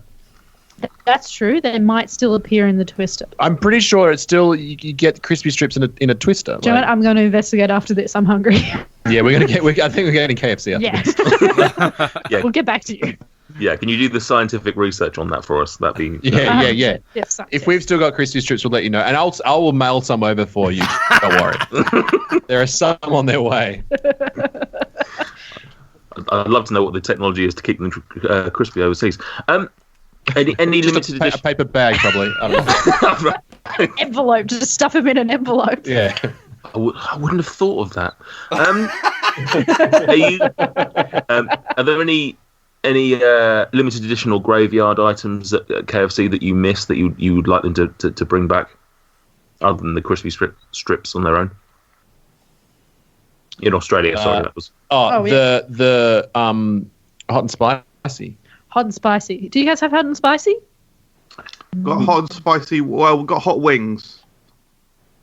Yeah, we used to have you could get all the different types of chicken, and it all had the same very crispy coating with a spice to it as well. And it was amazing. So it's like original recipe, but with a hot spice, and they bring it back every so often. Yeah. Because that is the way. That's the way it is. And in New Zealand, though, if you go to New Zealand, you can get it all the time, supposedly. Someone messaged me and said, in Sydney, it's always there.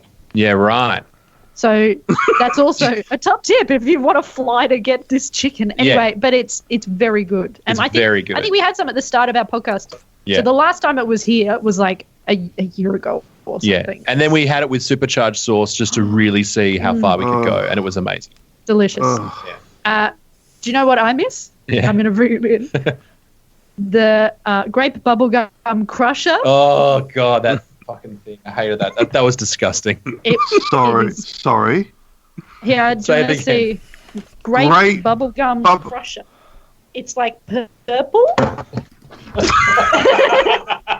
Yeah. Michael's either stormed out or just or buying a ticket to Australia or something. He's left the podcast. Come along. Well, it's not here. I feel like there's a few menu items that can cause a storm out, but this people. For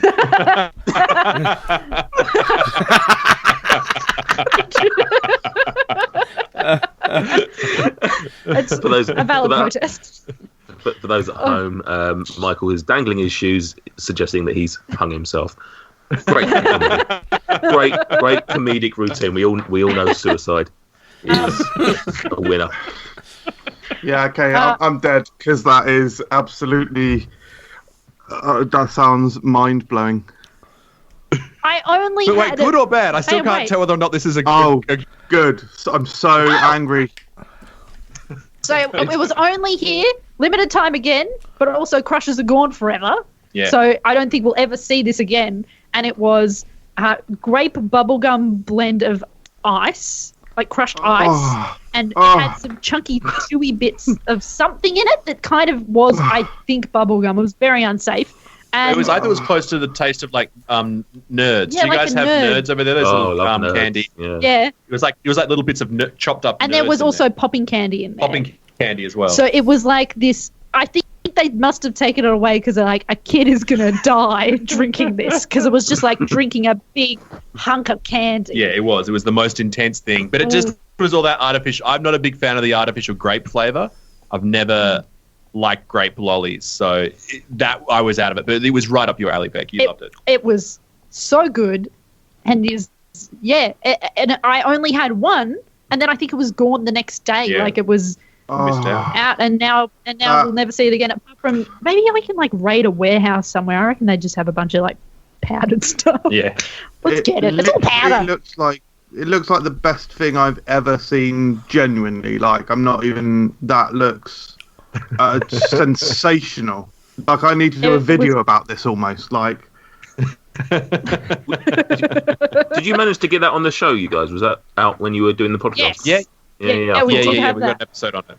Yeah, definitely. remember. And everyone else hated it except for me, and I miss in fact, when you search Great Bubblegum Crusher, you got on image search. You guys are the 10th result, episode 32. Wow.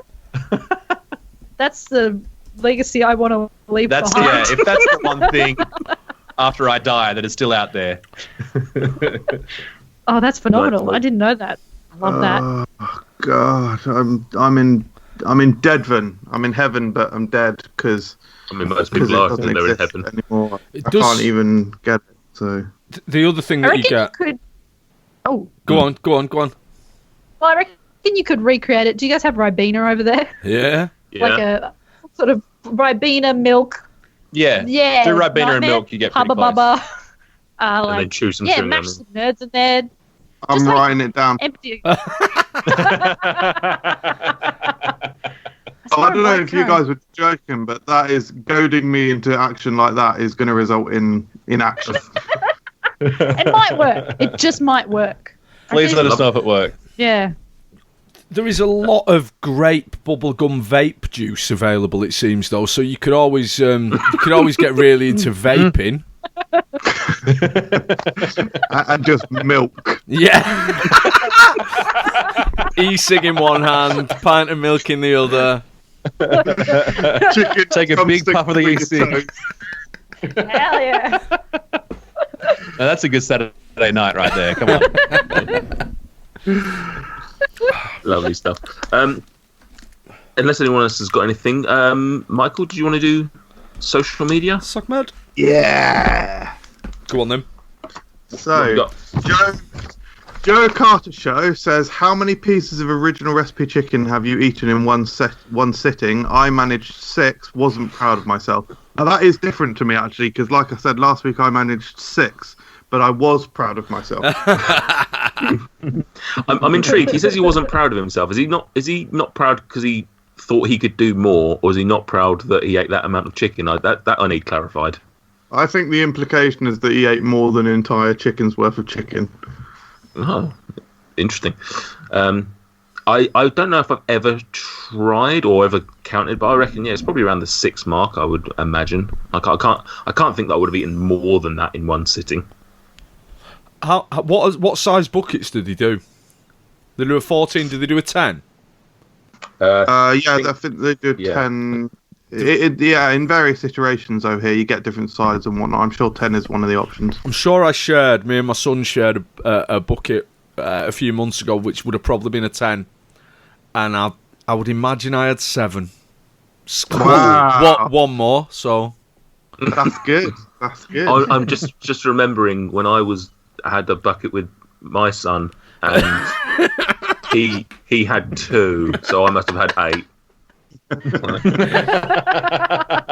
just remembered that now. Yeah. Of course, this one-upmanship does result in a situation where we're saying that we ate a bucket with our son, and out of a bucket with 10, we got 10, and our son got 0, which But then you just start adding on sons. You just start saying, "I've got 5 sons," and they had none of them. Anyway, me and my 10 sons, we all... So when increased chicken consumption increases, it reaches a barrier, and then child abuse increases. This is like a maths problem from year 12. Like, if Bill has 2 sons and 1 bucket of chicken, how much more of a man is he than the others? Yeah, a maths problem. A maths problem. You know, those maths problems you did. Yeah, equals very mad. Very mad. And at the end of the test, you get to eat the paper because it's the only nutrition you'll get that week. I reckon I've had. I think I've had 5, or maybe 6, because we had a giant feast to end our thing, and we there was like one piece left over, and then I went home and had them. Does it count if you then just walk a block away from your studio and then continue eating? Yeah. When does the eating stop? When's the session end? Yeah. Yeah. If the session is like, you know. We can't say in one sitting because there's always a little bit of walking in between. Yeah. As you convince yourself you stopped eating. Yes. And then you sit down again. No, I haven't stopped. Nah, here we go. But no, like I reckon I got up to 5. Xavier? Yeah, I'm not sure. I think it'd surely be 5 or 6. I'm like, I've definitely been in a situation where I'm sharing a bucket with someone and I've just had a great time, and that person's gone, I've had 2 pieces of chicken like a regular person. I'm like, well, I'm definitely going to have more. Yeah. Michael. I just checking on my wife. She hasn't answered my question of how many she had last week, which would have, of course, been the most appropriate moment to answer that. But she is ignoring my messages. In order to grow the Food Review UK podcast, we'd like to ask all our listeners and subscribers to drop us a review on their chosen podcast application. With your help, we could grow the podcast to such an extent that we had no need for the Food Review UK YouTube channel and its owner, Michael Jamieson. There is a little favour that we'd like to ask of you. Just head on over to iTunes and leave us a positive review. 1,000 5-star reviews and MJ dies! Hurrah! Moving on. Frankie Funko. KFC pro tip. Make your own fried chicken dip sandwich by pouring the gravy into any burger. Messy, but worth it. Also pour beans and gravy onto your fries for that topped fries realness. Yeah. Oh, Frankie. Okay. Oh, that's not gone down well with the room there, but let's go recreate that now. I think we can get some barbecue beans and some. Yeah. Let's have a good time. We can do that. We can cut out fries in half. Cut the chips down the fry. Long ways. The real experience. Yeah. Yeah. Joe Camp says, do you eat them dodgy bits that you find in the chicken, black/stringy weird bits? Yeah. Yeah. Eat the bones, innit? If you eat them in the dark, you can't see them. So that's what I do. I'd make them completely dark in my house and then just eat. Yeah. And then you just also, you don't know how much you've eaten. That's why I'm not sure how many I've eaten. Just eating always in darkness. Driving my car, cup holder, close my eyes. I'm a Beck does a lot of country driving. She just turns the lights off and out we go. There we go. A lot of speed bumps down that road. Yeah. But I don't know what they were. I couldn't see them. Exactly. Officer? Yeah. With chicken grease just dripping down your chin. Can't see that either. I look amazing. Bong Lungs says lovers in a stacker, naughty little burger, and the Big Daddy ting with the hash brown. With some sort of I don't know. They're the little drop emoji, but it's sort of used to signify ejaculate, isn't it? And then, so do we need to give Bec and Xav an idea of who Bong Lungs is? I mean, his name pretty much says it all. Yeah. There's 2 things in this world that he loves: Food Review UK, marijuana. And he's the result of a science experiment gone wrong, where they tried to put a bong inside a human being, and now he just gets danker and danker as every day goes by. Yeah, very possibly. It's always 420 for him. Yeah. Also, great to hear someone say "ting," which I think I've actually in conversation heard that before, so that's great. Oh, it's a big thing over here. I brought a KFC scratch card one with a promise of a 6-piece bargain bucket. I scratched my ticket and it was not a winner. Bobby Boylan, lad. Brilliant. Sweaty Thumbsticks, one of my other channels, so this will be Luke in control of this one. He's been listening to the podcast recently, actually, so he's now on board. Hello, go for it. McDonald's. Well, don't. McDonald's has Happy Meals and BK had the Kids Club. What would your idea be for a KFC Kids menu / promotion? I'd call it the Cock Crew.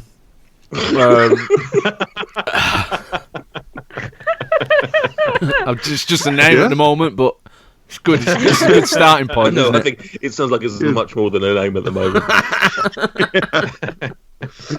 Is this to do with the sketches that you sent over? It's got to be something like little chicks or something like that in it. It's got to play into that. It's got to be chicks in some capacity, isn't it? Gotta be. I think it's like the Colonel does sort of, like the end of G.I. Joe episodes have those little PSAs, public service announcements teaching children things. It's the Colonel, but he's teaching racist stuff. Yeah. And it's real bad. It could. It's a national crisis. The Colonel's, the Colonel's, the CCC. It's the Colonel's Chicken Crew. It's like the KKK, but more chicken based. This is all the little drumsticks with a little white hat on. Did you? And all of the meals are actually bigger than the adult meals. Got to fatten up Did those you kids. guys ever have? Was there ever a kids thing? Did you ever have a kids? No. Not that I remember. We had. I think it was Clucky's Kids Club, and it was a chicken. And the chicken was selling chicken, and it felt wrong, and that's why it no longer exists. But every so often, I will see a Clucky in our KFCs. They will appear again, and I want him to return. Clucky just wants you to eat him. He's he's real messed up. It's real rank, and I love it. Yeah, we never had that. That doesn't feel good. Troubling. KFC will always have one advantage over other fast food restaurants. Once you're done with your meal, you get to gaze over the mountain of bones like the triumphant, greasy man-beast you've become. Very true. That's my new Twitter handle. Well, the whole thing, or yeah, no, the entire quote. Yeah.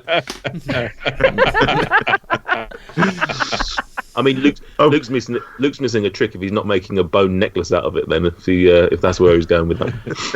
Yeah, I was wondering why you were wearing that last time. I bet there's someone somewhere in the world who's kept every chicken bone that they've ever had from KFC and has either got a big box or has fashioned some kind of apparel out of them. And I wish it was me. How do we get in contact with Louis Theroux out of interest?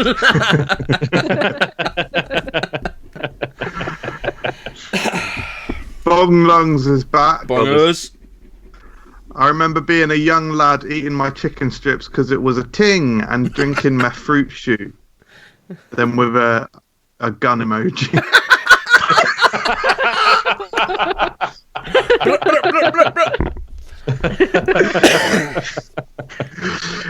Joseph, was that the question? That was a comment. Great question, Bongers. Yeah. Joseph 22497, Supercharger burger, Supercharger sauce. It was something special, and they took it away. Have you ever had it? Also, there's no denying the mega box for $3.99 is the best value item there.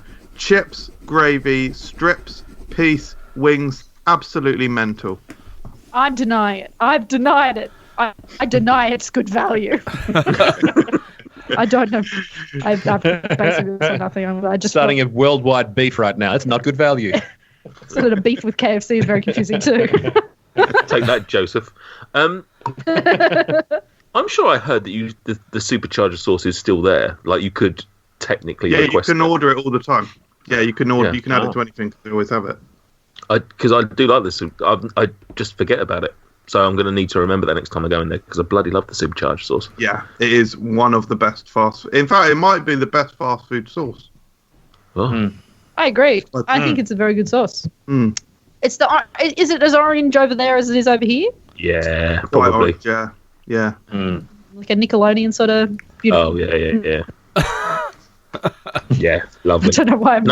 It's beautiful. No like sauce should be that sunset. colour. No. It's against nature, and that's why it's great. Yes. Wait until you see Iron Brew Mayo. References. I've heard. Yeah. That's the soft drink that's in Scotland. It's more popular than Coke in Scotland. Is that right? Precisely correct. Good knowledge. Yeah. So you've never had it? I've never had it though. I've only heard it talked about like in whispers on the wind. Xavier? No, I've never tried it though. Right near my tram stop, you can buy Iron Brew. I'm going to get us some Iron Brew and we can have some. All right, I don't know why it's there, but it's there for some reason. So I'll go get some. It is the taste is insanely weird. I love it, but it's weird. I don't know if can you it's compare it practical to for you guys. Yeah. I was going to say, I don't know if it's practical for you guys to do a podcast about Iron Brew, like just a one-off series of just you trying it once. We're back, everyone, and it's what you'll be asking for. Iron Brew. I suppose it tastes... Is it iron? Sorry, It's got a slightly metallic... It's like sweet metal. Sweet metal. Bitter bubblegum, metallic-y, tinny, sweet, syrupy. Like metallic, like blood, like you're eating, sort of like drinking the blood of a unicorn sort of vibe. Exactly like that. Little bit ferrous, just a little bit, yeah. A brunicorn. Yeah. These all sound like these are different names for hair metal bands from the 80s. Every description so far. Stuart's Twitter handles. Finn Rogers, what would you rather what would you rather? There's no punctuation after this bit, which is why I led into it as if it was one sentence, but actually it seems to be a different... Thanks for clarifying that, Michael. What would you rather, free KFC for life or FRUK to reach 100,000 subscribers by 2020? Also, would MJ sacrifice the double down for the crispy strips to come back? Oh, easily. I love the double down, but crispy strips is king. And what would I rather, free KFC for... no, I'd rather have 100,000 subscribers because I'm more than happy to pay for KFC.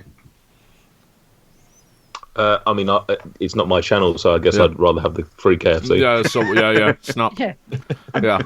I'm sort of there too. Yeah. That'll be all right.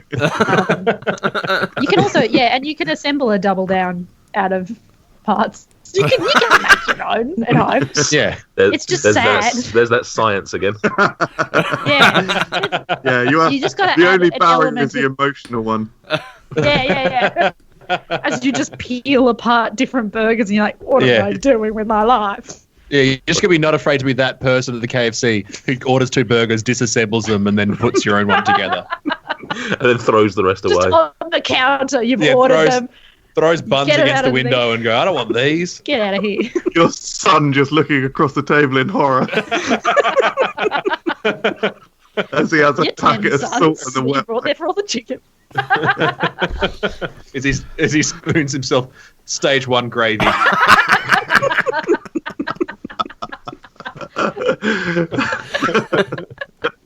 Just sprinkles it on his finger.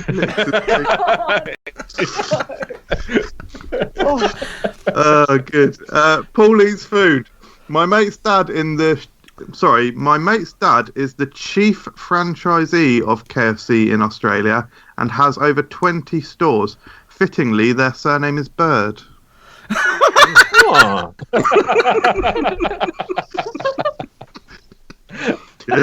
Good. Buried the lead on that one. Good. Luke C99. Please get in touch. Yeah, isn't it? Kazas, Luke C99. People who say Kentucky Fried Chicken in reference to KFC are psychopaths. Fair. Kentucky Fried Chicken changed the Milky Bar Crush'em to just white chocolate, but is it just the same? Don't know. Not the people to ask. Not tried. Never it. had one. I don't think I even knew that they'd done that. It's still got the Milky Bar sticker in my one, at least. So it's Milky Bar branded Crush'ems.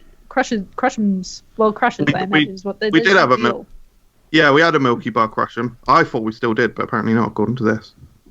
Do you know what we did have here for a while, which I did like, was a Golden Gay Time Crusher. Which I don't think you guys would have experienced.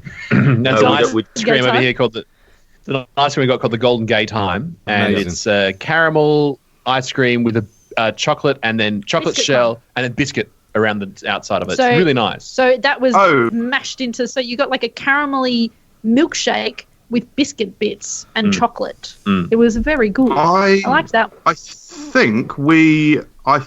Oh no, we haven't got quite the same thing. I think we have got a Oh no, it looks almost identical. We've got a product from Walls called the Toffee Crumble ice cream, and it looks to be pretty. It looks like that's what you guys call Golden Gay Time. I think it's the same thing. Yeah.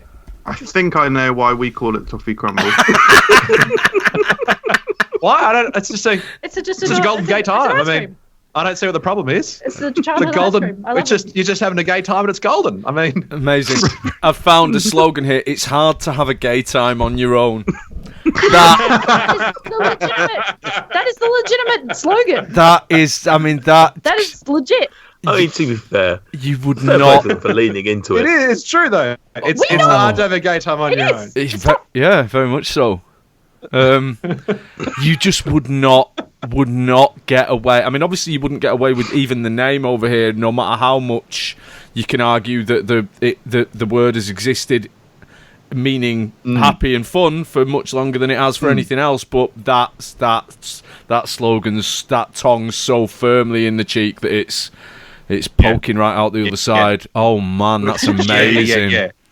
But they would make all the ads would always be someone getting their ice cream, having a Golden Gay Time, and then people turn up going, "Oh, I want to buy it," and everyone trying to steal it off him. So but everyone knew what, and that's why it's done so well for so long. There's a salt. They probably have a float. It's Mardi Gras. They probably have a float. They know what they know what they do. There's a salty Golden Gay Time as well. Yeah. There was a unicorn one for a while. It's a unicorn gay time. Like they know what's going on. They know what's happening. Right. And it's also a great ice cream. I think that's why it's worked, because it's always been a very it's a great ice cream that everyone loves, but also they love playing up to the gay time. Ice cream. Literally salty Golden Gay Time. That is the best thing I've ever seen. That is going on our Instagram later. That is brilliant. Oh god! We'll try and send you one of those in an envelope as well. Get a big. We'll send that in the mail. Get a big salty mess. Can we have that in a different envelope though? Oh my god! The packet the multi-pack says 4 delicious chances to have a gay time. Why is it printed on the inside of the wrapper? Oh. I'm actually disgusted. I was called Toffee Crumble now. Yeah. You're missing out, really. Come on. Yeah. I'm gonna start just calling it Gay Time and just buying a whole load and offering them to colleagues at work. Amazing. The unicorn Gay Time looks stunning. Was that like bubblegum flavour or something? Yes. Yeah. It's potentially that bubblegum crusher, but mashed down. Yeah. Did they do a salty unicorn? Seems like the next you could put some salt on it. Well, it's still early. It's early in the year. Who knows what's coming? Right,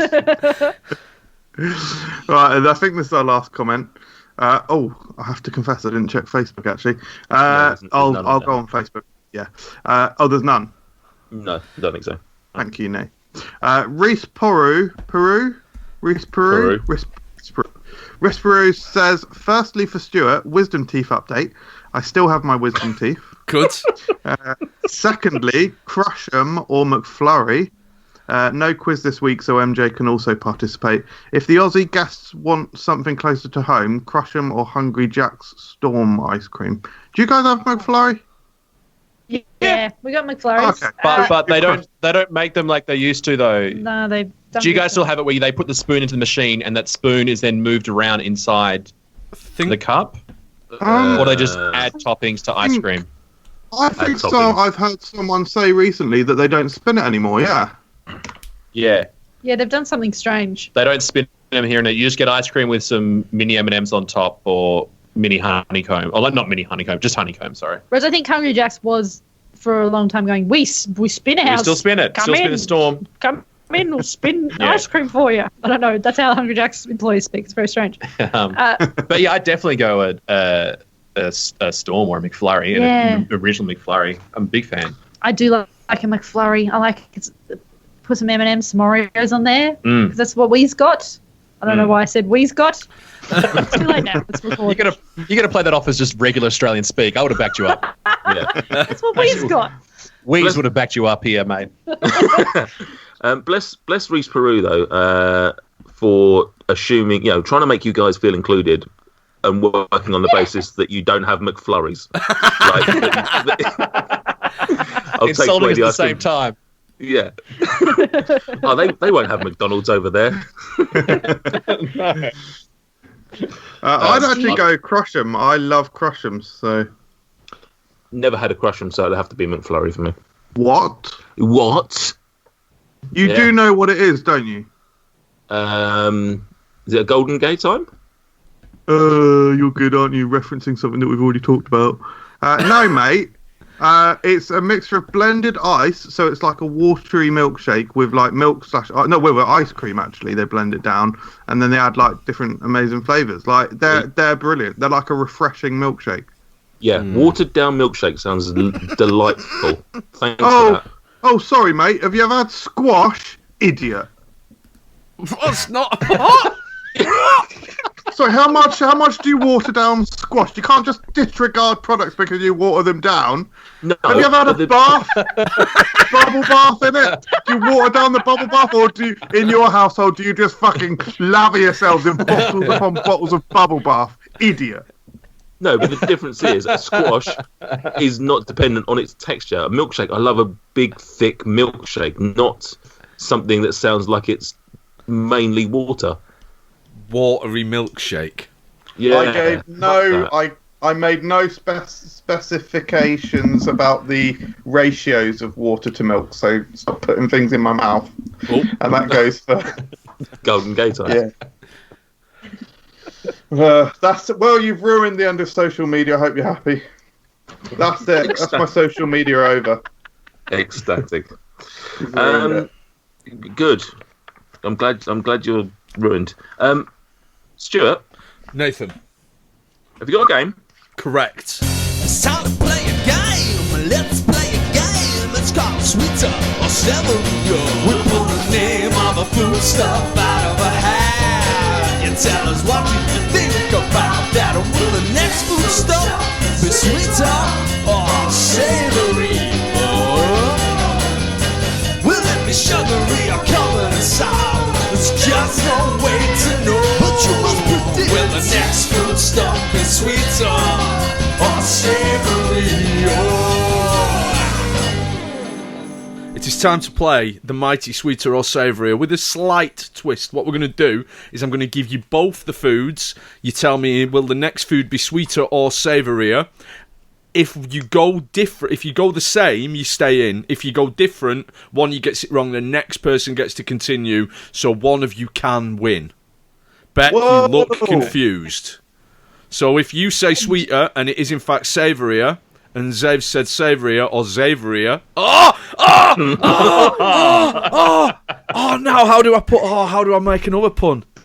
And I'm going to have to make a whole new song. Sweeter or Xavier. It's time to play a game. Let's play a game. It's called Sweeter or Savourier. We pull the name of a foodstuff out of a hat. You tell us what you think about that. Will the next foodstuff be sweeter or savourier? Will it be sugary or covered in salt? There's just no way to know. But you must predict. Will the next foodstuff be sweeter or savourier? Right, anyway, yeah. So, let's play. It'll all become apparent. Yeah. Are you ready for the first food?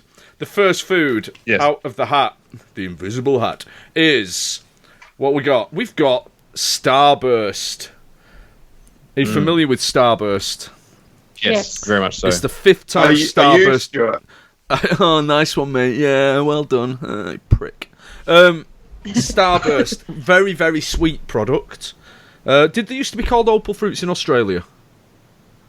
No, but that sounds very magical. Were they picked from the same forest as the gravy? Correct. Right. Will the next food be sweeter or Xavier? Yeah. Xavier. Well, I'm going to have to go with Xavier. Yeah. Both going Xavier. I guess.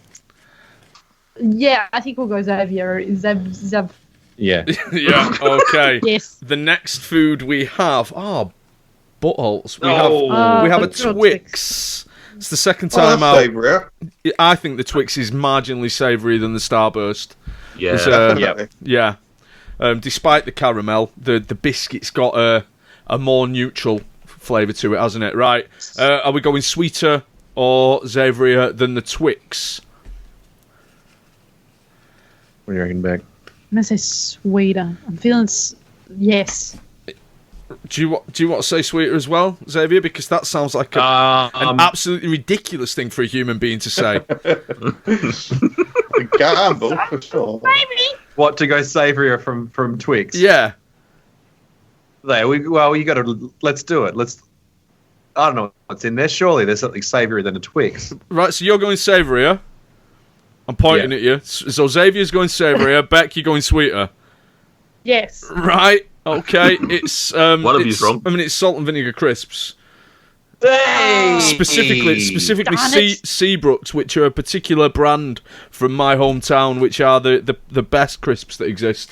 Right, Beck, you managed 3, which is, let's be honest. Xavier, will the next foodstuff be sweeter or savourier than a salt and vinegar crisp, a Seabrook salt and vinegar crisp? Well, it's got to be sweeter. I mean, I can't think of anything more savoury. What a weird thing. Mushrooms. What is that? It's mushrooms. What are mushrooms? Is that because it's... I don't know what those are. No, but is that sweeter or more savoury? I know what mushrooms are. No, just pretend you don't know and we can get out of this. Fine.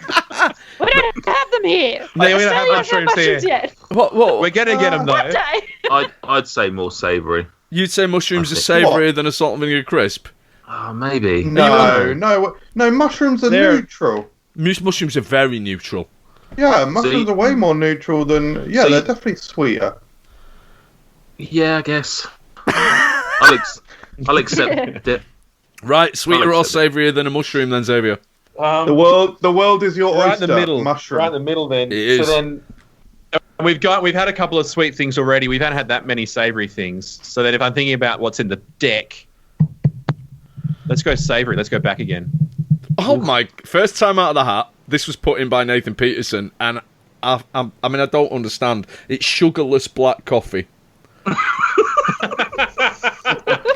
That's got to be more savoury. I mean, it literally and mushrooms. It doesn't have any sweet or savouriness to it. It's like if there's bitterness in the... But it has bitterness if there's bitterness in the black coffee. If there's notes of bitterness. Is bitterness is a more savoury? Is bitter a more savoury flavour? If bitter is it's a different flavour. It's like sour or umami. Like now we're in a different realm. Sour and sweet have a familial link. So if bitter is the opposite of sour, or is bitter is the kind of balance of sour, does that mean that if sourness is related to sweetness, that means that bitterness is related to savouriness? Yeah. I go with that. That makes sense. I would say it's so close that it's okay. I'd say right. I think a draw should be a win, if that makes sense. Yeah, I think it is possible to argue then. Yeah, is this the first draw? Because I think that is so close. I think that's the closest one we've ever had. I think so. Yeah. We'll play. We'll err on the side of caution. Will the next food stuff be sweeter or savourier than sugarless black coffee?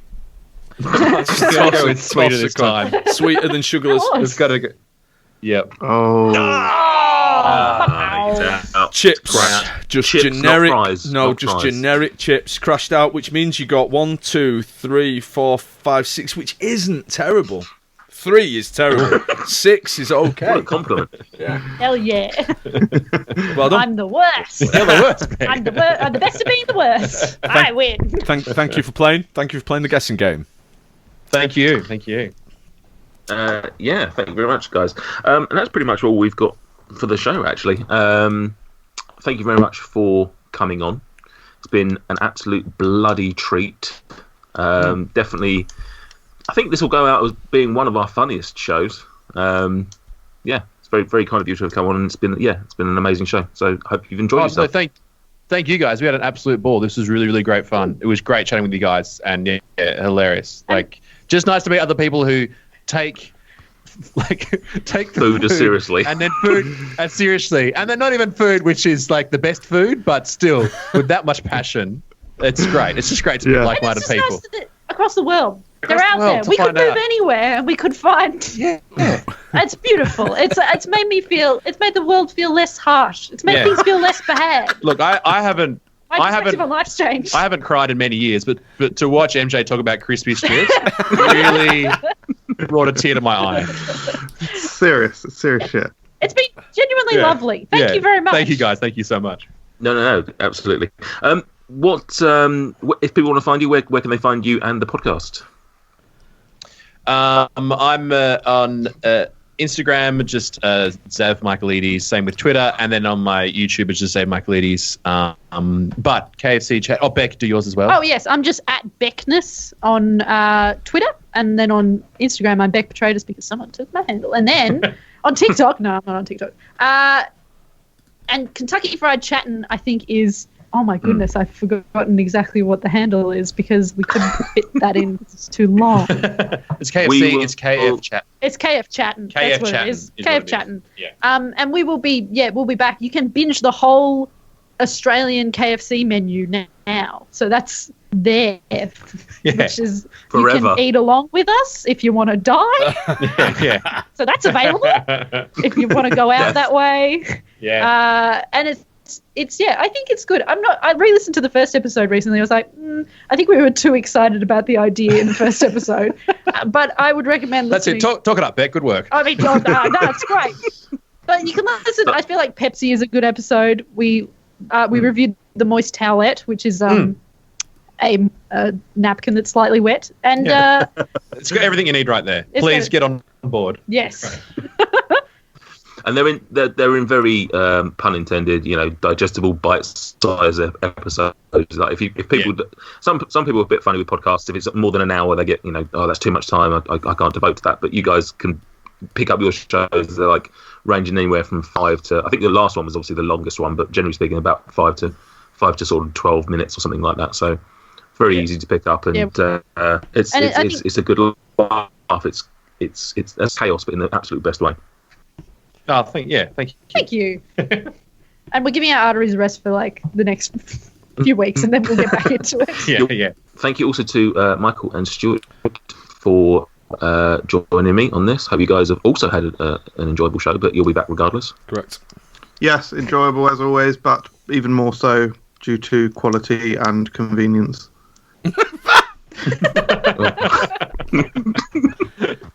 Good stuff. And thank you also to the listeners for listening, I guess.